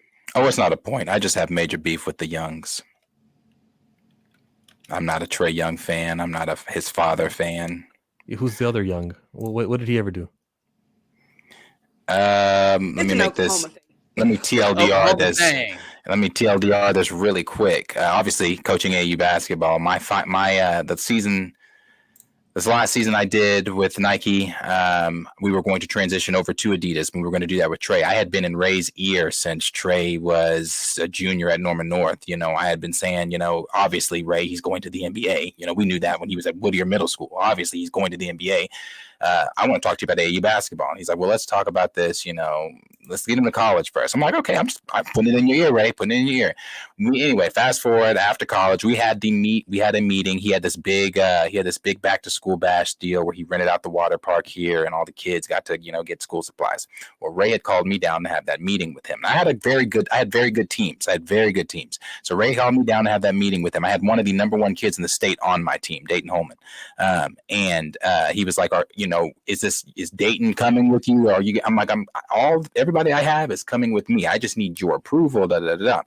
We later on met. He said, let's do it. I had two of my coaches with me from, they weren't my coaches, but two coaches that coached the other grades that came with me to this meeting with Ray, that they were going to join us and all this kind of stuff. I built all these teams because, bro, when you are calling kids that were already on teams, I was calling kids that were on Team Griffin, kids that were on Buddy Hield's team here, kids. There was a program called Players with a Purpose. They were Under Armour, sponsored out of Tulsa. Calling all these kids that were already on teams and saying, hey, I'm with Trae Young. Everything's paid for. It's Adidas sponsored. You ain't got to do shit. Kids were dropping their teams like flies. I had a coach call me and tell me, Darius, you just took 6 of my 6th graders. What the fuck is going on? What is this? That I was like, it's nothing personal, blah, blah, blah, blah. Anyway, long story. I built all these teams, bro. I came up with that name, the Trae Young, their AAU name. Only thing he came up with is the colors and the logo. I did everything else. For me to get kicked to the side and replaced with someone I told them was not going to do right. The reason that I got replaced was because he already had an established program. He had grades 2nd through 12th. So he just pulled them all over there. And then that team, the program was very ghetto, very, very ghetto. And what happened to them ended up happening what I said was going to happen. I had beef with the Youngs. Fuck the Youngs. Fuck the Youngs. Shit. So I'm glad he's not on the Oklahoma whatever fucking global team. Headshot for the year. You better walk around like Daft Punk. Can't, man. Can't. The motherfuckers live down the street. You walk. That's real. No, that's fucked up. No, it is. His house looks like a fucking you've seen it, Corey. You know, you go anywhere in Norman, it's a fucking big ass castle just in the I can't stand the Youngs. Did he buy it or did they build it? No, they built that shit. They built it. They built that shit. They built it. Crazy. He's got a street named after him. I used to be Team Young. I mean, he do enough for a street, bro. He has a street named after him. Yeah, guys, don't be impressed. We're living. Don't. Okay. It's Oklahoma. Don't be impressed. Hey, we are the largest city in Oklahoma, the 3rd largest city in Oklahoma. Listen, it ain't. No, I love my hometown. Don't get me wrong, but that's all it will ever be. Is a hometown. No, when Trey played here, when he was in high school, it was ridiculous. You would have thought these were fucking college. I'm talking like D1 college March Madness games. Every game was packed. They had the fire department at every game put in capacity. If you didn't get there at the JV game, you likely weren't getting into the varsity boys game. It's just Norman just has such a, even though it's not a small town, like we are not a small town, it just has such small town mentality that like we overhype things that should not be. This young man should not have been praised the way this young man has been praised. I don't disagree. Well, let me put it this way. But here's the thing. I'm not taking away his skills. I'm not taking away what they brought. None of that. But there has to be a level. We're talking about Norman, Oklahoma high school. Yes, but that's also the reason why I'm not defending Trey at all because I don't care for Trey. But I will always give credit where credit is motherfucking due, and the boy is a goddamn talent. The shit that I watched, the shit that he was doing to some of them boys, I mean, bro. The one of the games I did make when the tournament game where they played Bishop McGinnis and Bishop McGinnis had them on their toes. Trey came down like it was nothing. Doom, before the shot went in, this is high school. Before the shot even went through the net, turned to the enemy crowd, bowed. The shot went down. Crowd goes. I'm like, this kid is I can't stand him, but this kid is fucking crazy. This kid is good. I will never take away anyone's credibility and their skills. I just feel like there just needs to be but that's why it was big. That's why it was big, because it was Norman and he's a phenomenon. I mean, yes, we had Blake Griffin. Big in Norman because it's small as fuck compared to everywhere else. We ain't got nothing else. You can say that, but you can't when it comes to sports. We had Baker Mayfield. Baker did not have the effect that Trey had. We had who were some of those other. Kyler Murray did not have the effect that Trey had. Sam Bradford did not have this. They love Sam. Did not have the effect that Trey had. Trey had. I'm telling you, bro. A high school basketball game reaching capacity every game. That's crazy. And it's not just the Norman games. It's not just the Norman games. It was games where they were going out of state. The games where he was, Trey was that guy. Trey played for Mocan. Trey was that. And again, I don't care for Trey, but that motherfucker is talented. My conclusion is this town gives too much credit to the sports team because we have nothing else to do. That sounds legit. Yeah. But that's gonna be anywhere you go though. especially when places like that. Especially when it comes to sport, AAU sports or AAU basketball. I played AAU basketball, and AAU basketball when I played is nothing like it is now. This shit is like a miniature NBA. It really is. It's like the NBA. I'm fighting to keep my kids because at the end of the day, no one signs a contract. If another coach comes and offers my kids something better than what I can offer them, and you might be thinking these are 14, 15, but it is that goddamn serious. Yeah, it really it's is too serious. It is because you're most of these kids eat, sleep, breathe basketball. And when you eat, sleep, breathe basketball, and you know that is my future, that's why it's that serious. Because parents are spending upwards, when we go to Vegas is a week-long tournament. The entry fee alone is $900. That's the entry fee. We've got to pay for 14 plane tickets. We've got to get the bedrooms. We've got to make sure that everybody's eating, because not everybody's parents can go. We've got to be there for that's when we went to Vegas, we're there for a week, then we turn around the next week, we're in Dallas, and we turn around the last week for nationals. So 3 back-to-back weeks, we're out of state. That's a lot of money, and that's just in a 3-week span. We're playing from April till August, and every week in a tournament is upwards from $400 to $500.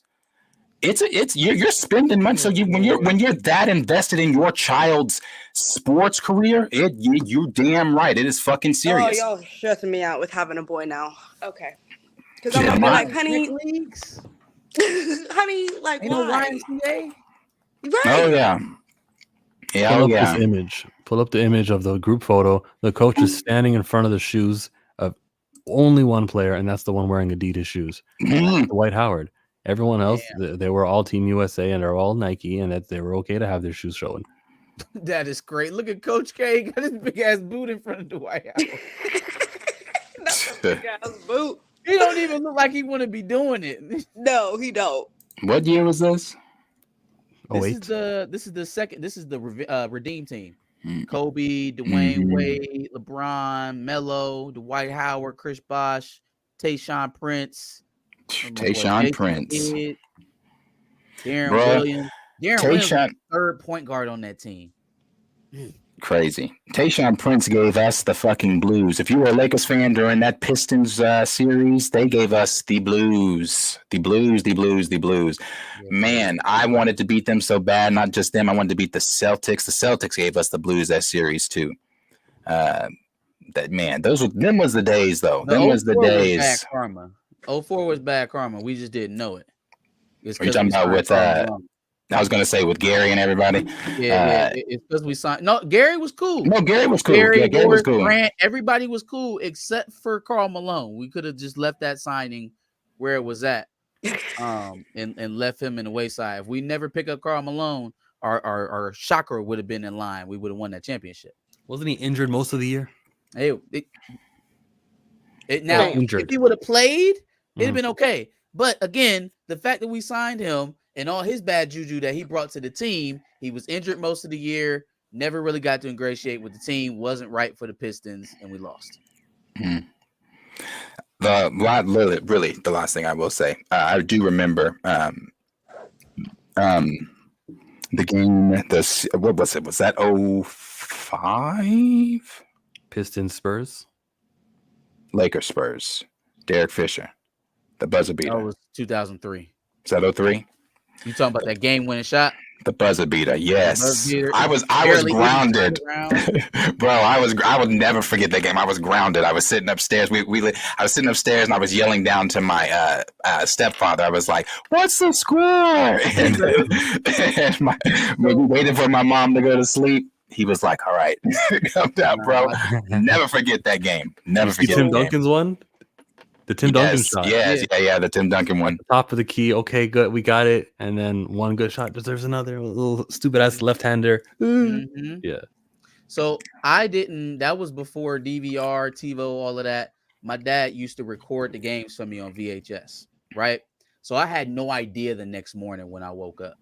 Oh, that's what happened? What happened to the game? My dad like, man, they lost, man. It's crazy. I'll put it in for you. You don't really want to watch the whole game. Just watch the last like 30 seconds. I'm like, damn, for real? We lost that game? Shit. And there I see all of a sudden I seen Tim Duncan hit the shot. I'm like, oh, that must have been how we lost. Shit. I'm literally walking out of the living room as my boy Derek Fisher is turning around with the lefty. Yeah. You know what I'm saying? For the game winner. When he ran out the stadium, I ran out the room. Yeah, bro. One of the greatest sports moments of my life, for sure. Yeah, no, that really was one of the greatest sports moments of my life. That I remember we were both sitting there, we were like, because that game would have sent us home. We were like, man, da. But Hey, then Raymond, he I'm gonna need you to watch ESPN Classic or something, bro. This is golden. What we giving you right now. This is great. Oh yeah, this is some great shit that you're receiving. I do okay because I know it is late and I need to eat and get ready to go to bed. But this is really it. I want to show this. I think I've shown some people this before. Let's go, man. You talking? You a Knicks fan? That's why you don't like none of them we talking about over here. We talking about ships. We talking about championships. That's why. When's the last time the Knicks made it to the finals? 99? That was. Who knows, bro? Who knows if that even really happened? Who knows? Ask Reggie Miller. Back then, the song was do do do do do do do. It's gonna be that again. They going back to NBC. Is it finalized or could we still negotiate it? I thought 2025 was the last year that they were doing Turner. That's so terrible. That's bad for inside the NBA. There's those What's four. Happen to Ernie? Ernie says he's loyal to Turner because he's got to do all the other stuff they do with him. Damn.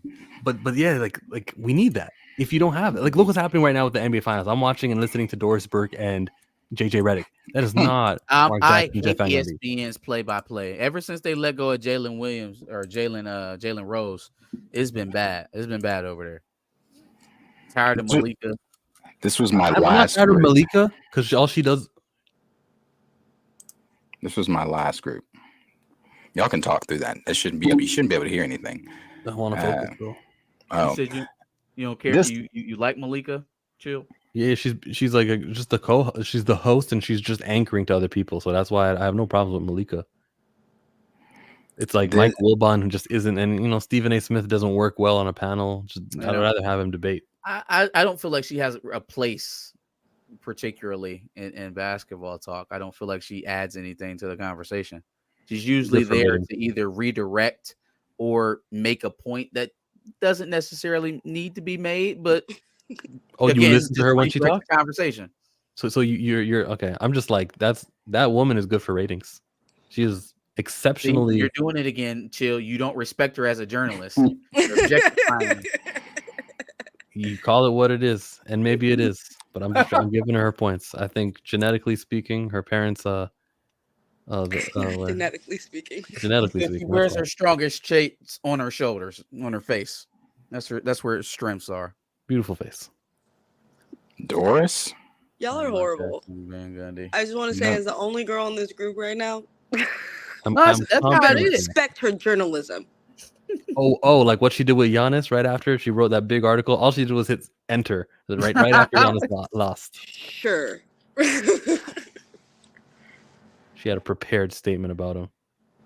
Is the rumors you think Giannis is leaving Milwaukee? Leaving Milwaukee after they just got Dame? He better not.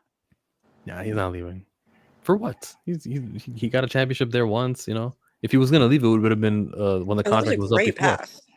Yeah, but isn't he still in the midst of that 5 year? Is he?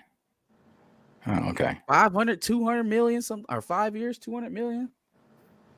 Yeah.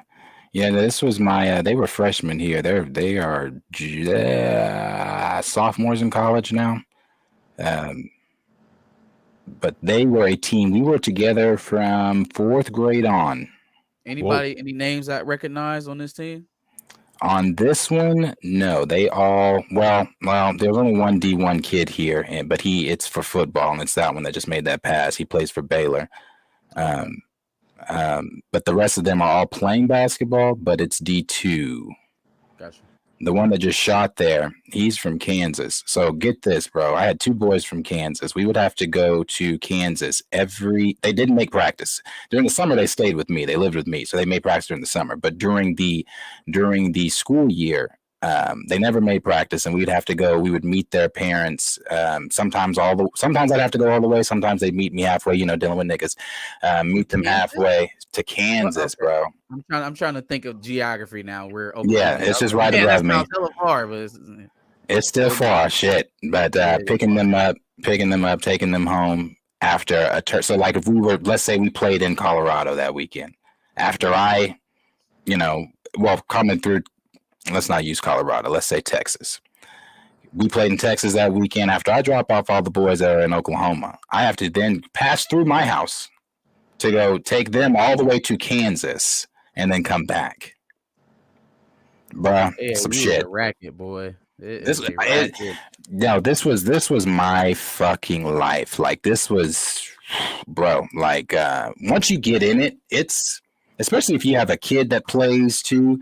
You know, my friend right now, Erwin, his son has now started playing football. And at the time when I was coaching, they couldn't understand it. They were like, you know, you do this every weekend.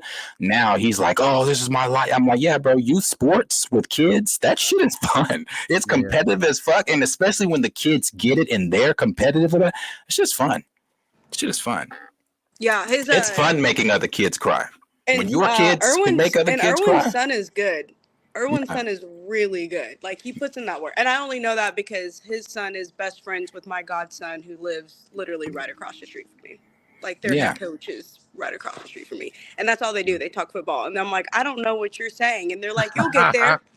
You'll get there. I literally just learned like 2 months ago that there's 4 downs in the game. I only thought there was 1 and 3 because that's all I hear when I'm watching football. Sooners football for you, huh? No Sooners football. Yeah, because I never got into sports because how glorified this state made it, and I was just like, this is crazy. Like I remember one year they dead ass canceled Halloween because it fell on an OU football game, so we had to have it the following. That's when I was like, fuck y'all. There's a character in Friday Night Lights that's exactly like you, and I can't think of her name right now. But I'm like, this is crazy. I'm like, this is crazy. We're putting people up on pedestals that don't even know. It's not putting them on pedestals. It's not putting them on pedestals. It's the same way, like if you are passionate about movies or something, the same way you look at an actor and actress, there are people that are passionate about sports. If you grew up in a sports-driven household, you'd understand. I grew up in a sports-driven household. Characters have been written in every small town football movie that's ever been made. Both of y'all are the antithesis of each other. You, the sports oriented guy who grew up in a sports oriented family. She's the one who grew up hating it because of the idolization and how they put everything to the forefront. Y'all are in a lot of movies. It is not too much, bro. I'm telling you, if I had a kid, and I don't want them, but if I had a child and he was into basketball, you damn well guarantee we are going. I mean, and that hard as fuck because you are going to the NBA. You are going to take especially if that's his dream. I did not do sports, but I was very big into dance, and I remember my dad sat me down. That is a sport.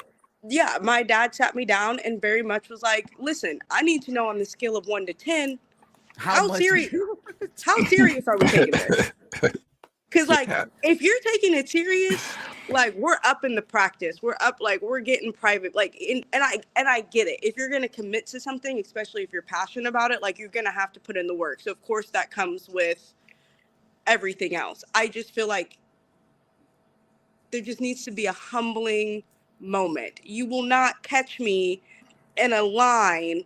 Oh, bro. In a town, for a high school basketball team. You're not going to see me do it. Let me tell you this. I sat outside. I'm not even going to wait in line for a new ice cream shop down the street. You're not going to see me do it. I sat outside of the Skirvin Hotel for 7 hours just for Stephen Curry to say hi. No, that's didn't shake my hand, didn't take a picture with me, and that was good enough for me. I said, I will never forget that moment. His pants just like you do. I don't know what world you live in. The nigga's far from normal. Far from normal. That nigga's doing spectacular. The nigga is normal with some money. That nigga's doing Steph-tacular shit, okay? Steph-tacular shit is what he's doing. He's mostly normal. He's normal until he shoots a basketball. There you go. There you go. And then and I mean, and then it's crazy too because I went to a few months ago. I went to like an LA game, and the crazy part is I loved it, but the parts that I loved about it was just the production itself. The game was cool and it was interesting. I thought it was crazy as fuck how big they are. It's crazy. You know when you see someone on social media and you're like, oh, they're like probably huge. And then when you're like 10 feet away from them, you're like, damn, LeBron, you big. You're tall. But was I going crazy? No. But so is there an actor that you would go crazy for? I'm pretty sure, I think I've had this conversation with you about an actor that you say that you really care for. I mean, there's a lot of actors. I mean, I went to the Drake concert and I like, you know, freaked the fuck out. But like okay, so there it is right there. That's Drake, like you just said about Steph, that nigga is ordinary and he's a freaking guy. That nigga puts on his shoes just one shoe at a time, just like everybody else. So the appeal that you have with Drake is the same appeal that somebody that looks up to these athletes is going to have, because to them they are larger than life. That's just pedo shoes tie differently. Yeah, he doesn't tie the laces; he colonizes them. That's right, he does. Listen, y'all can say whatever you want. I ain't never gonna hate Drake. I ain't never gonna hate Kendrick. I'm gonna listen to both their songs. Would you pay the $1,000 for Chris Brown photos? No. As long as you can tell me who wrote it. I wouldn't even pay $1,000 for a Drake photo. That's ridiculous. I'm not idolizing that man like that. Like don't get me wrong. I get it. There's people that I truly would love, and if I would meet them or whatever, I think that would be a great experience. But to like idolize them, to like, I just feel like there's a line. Yeah. There's just a line, and it's thin, and people can sometimes see it, and people sometimes can't. And I can. I'd pay money to see Mike. Oh, in a heartbeat. Michael Jackson. I would have given my left nut to see Michael Jackson. So I definitely would have paid that to see Mike. Outside of Mike, the line is so blurred. Outside of Mike, my fanatic list very tight. You know? Yeah. outside of Mike, I don't know that I have anybody else that I would really like faint over. I don't think there's anyone else. Not even Don Cheadle. No. And see, the thing is, I've been in the same room with LeBron. Now my boys were me. I'm not a LeBron fan, so I don't look at him that way. Now outside the court, mad respect for LeBron. On the court, I not respect his game. Obviously, the motherfucker is. Yeah, I will never take away someone's skill or talent or what they bring to the table or any of that. I just feel like there has to be a humbling point with people to where we don't. There's a difference between like, wow, I really admire you and I want to aspire to be something like you, and then there's idolization. Yeah, and you will never catch me in that category. You will never catch me in that category. It depends on your definition of worship, though. I think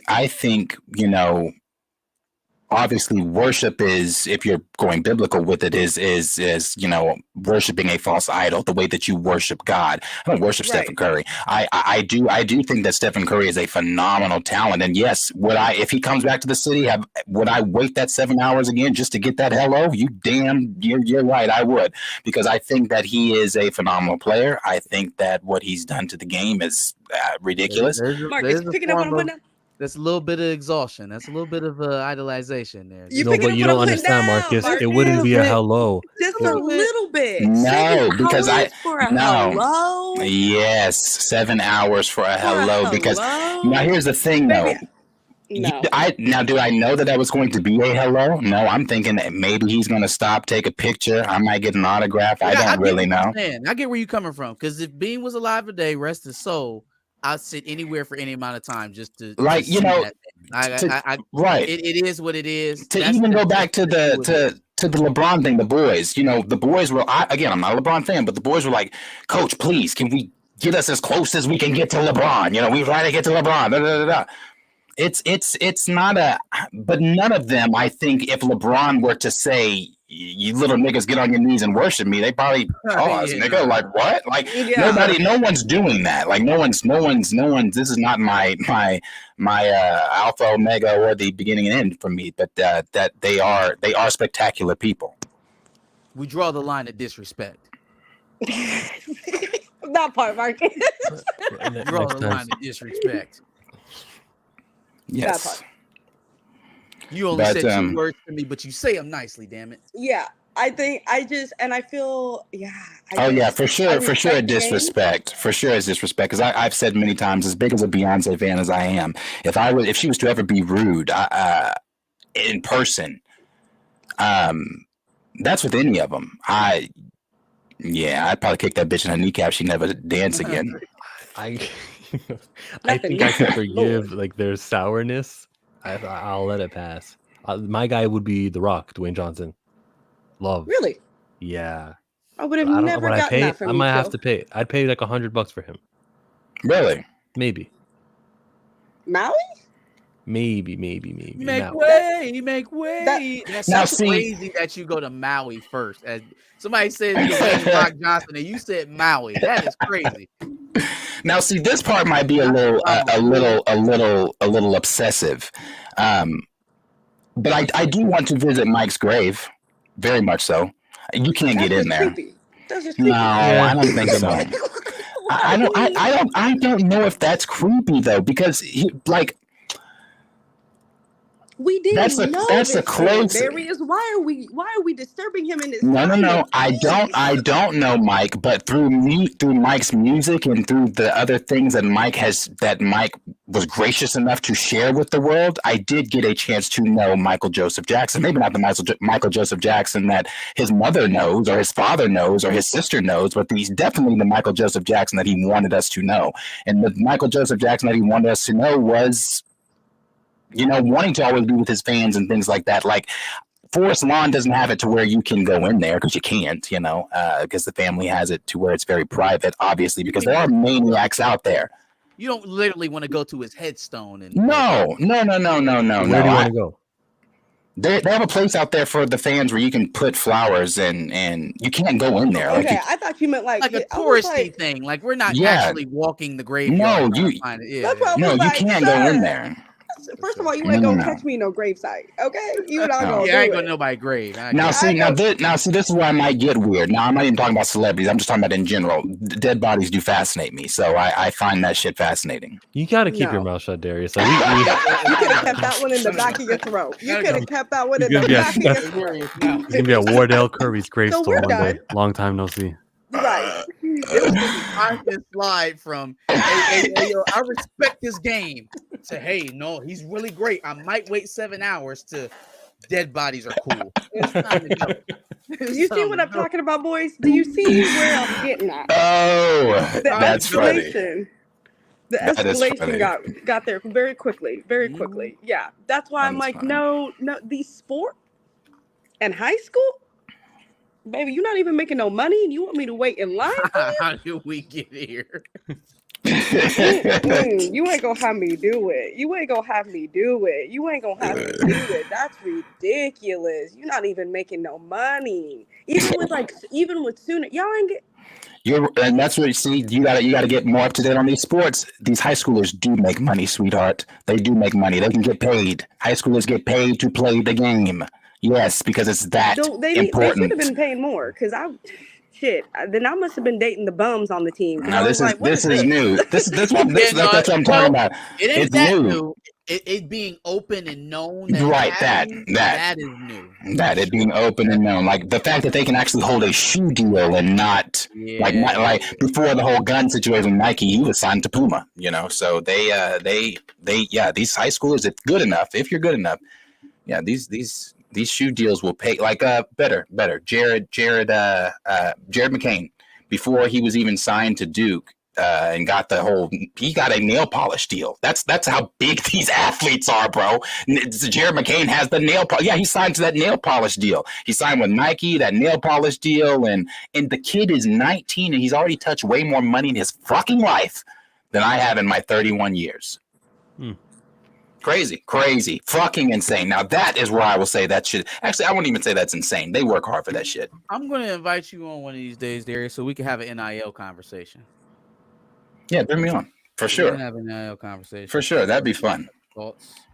All right, sorry boys, but I gotta wrap this up because I'm hungry. And if you've been to any of our streams, you know when I say I'm hungry, we got about 20 Time minutes. to go. Yeah, we got Time to about go. 20 minutes. So I'm good. I think we stretched the shit out of that sports conversation. We did. We did. we really did. And That's then what in the live happens chat, when I'm people on are the stream. Sorry. People are mentioning Comic Storian in the live chat and how he died. Yeah, R.I.P. Comic Storian. Yes, for sure. R.I.P. Comic Throw Storian. that out there. That was very shocking. But Yeah. thoughts and prayers are definitely with his wife and family and For friends. sure, that was shocking. So, but we do appreciate everybody being here tonight. Obviously, you know where you can find Marcus, but let him know. Back of the Bus, Sundays live streaming. We're also on the channel on Wednesdays and Thursdays for Dubs and Nails and Behind the Cape. Right. And Chill, where are you found? It's spelled just like that. And if you want to hear me talk about how the Amazing Spider-Man comic book issue 1000 is 2 years away and how we need to prepare for it, go to my channel. Right, Head over to Chill's channel. We will likely be live here. I'll try to do something maybe this weekend. I know I'm probably going to be live tomorrow night over on Tim's channel. He's doing an acolyte conversation, so I'm going to go and not tear it apart. No, not at all. Not at all. I'm going to go and be very anti-acolyte, but very positive towards Star Wars. So I wish I could join you. He sent me an invite, but I think I'm going to be out on Friday. Oh, well, I hope you can make it. Please come join. But yeah, appreciate everybody being here. Thank you guys. We'll be back next Thursday. Like, subscribe, share with your friends, and I'll see all you guys next one. See you Peace guys out. next week. Bye.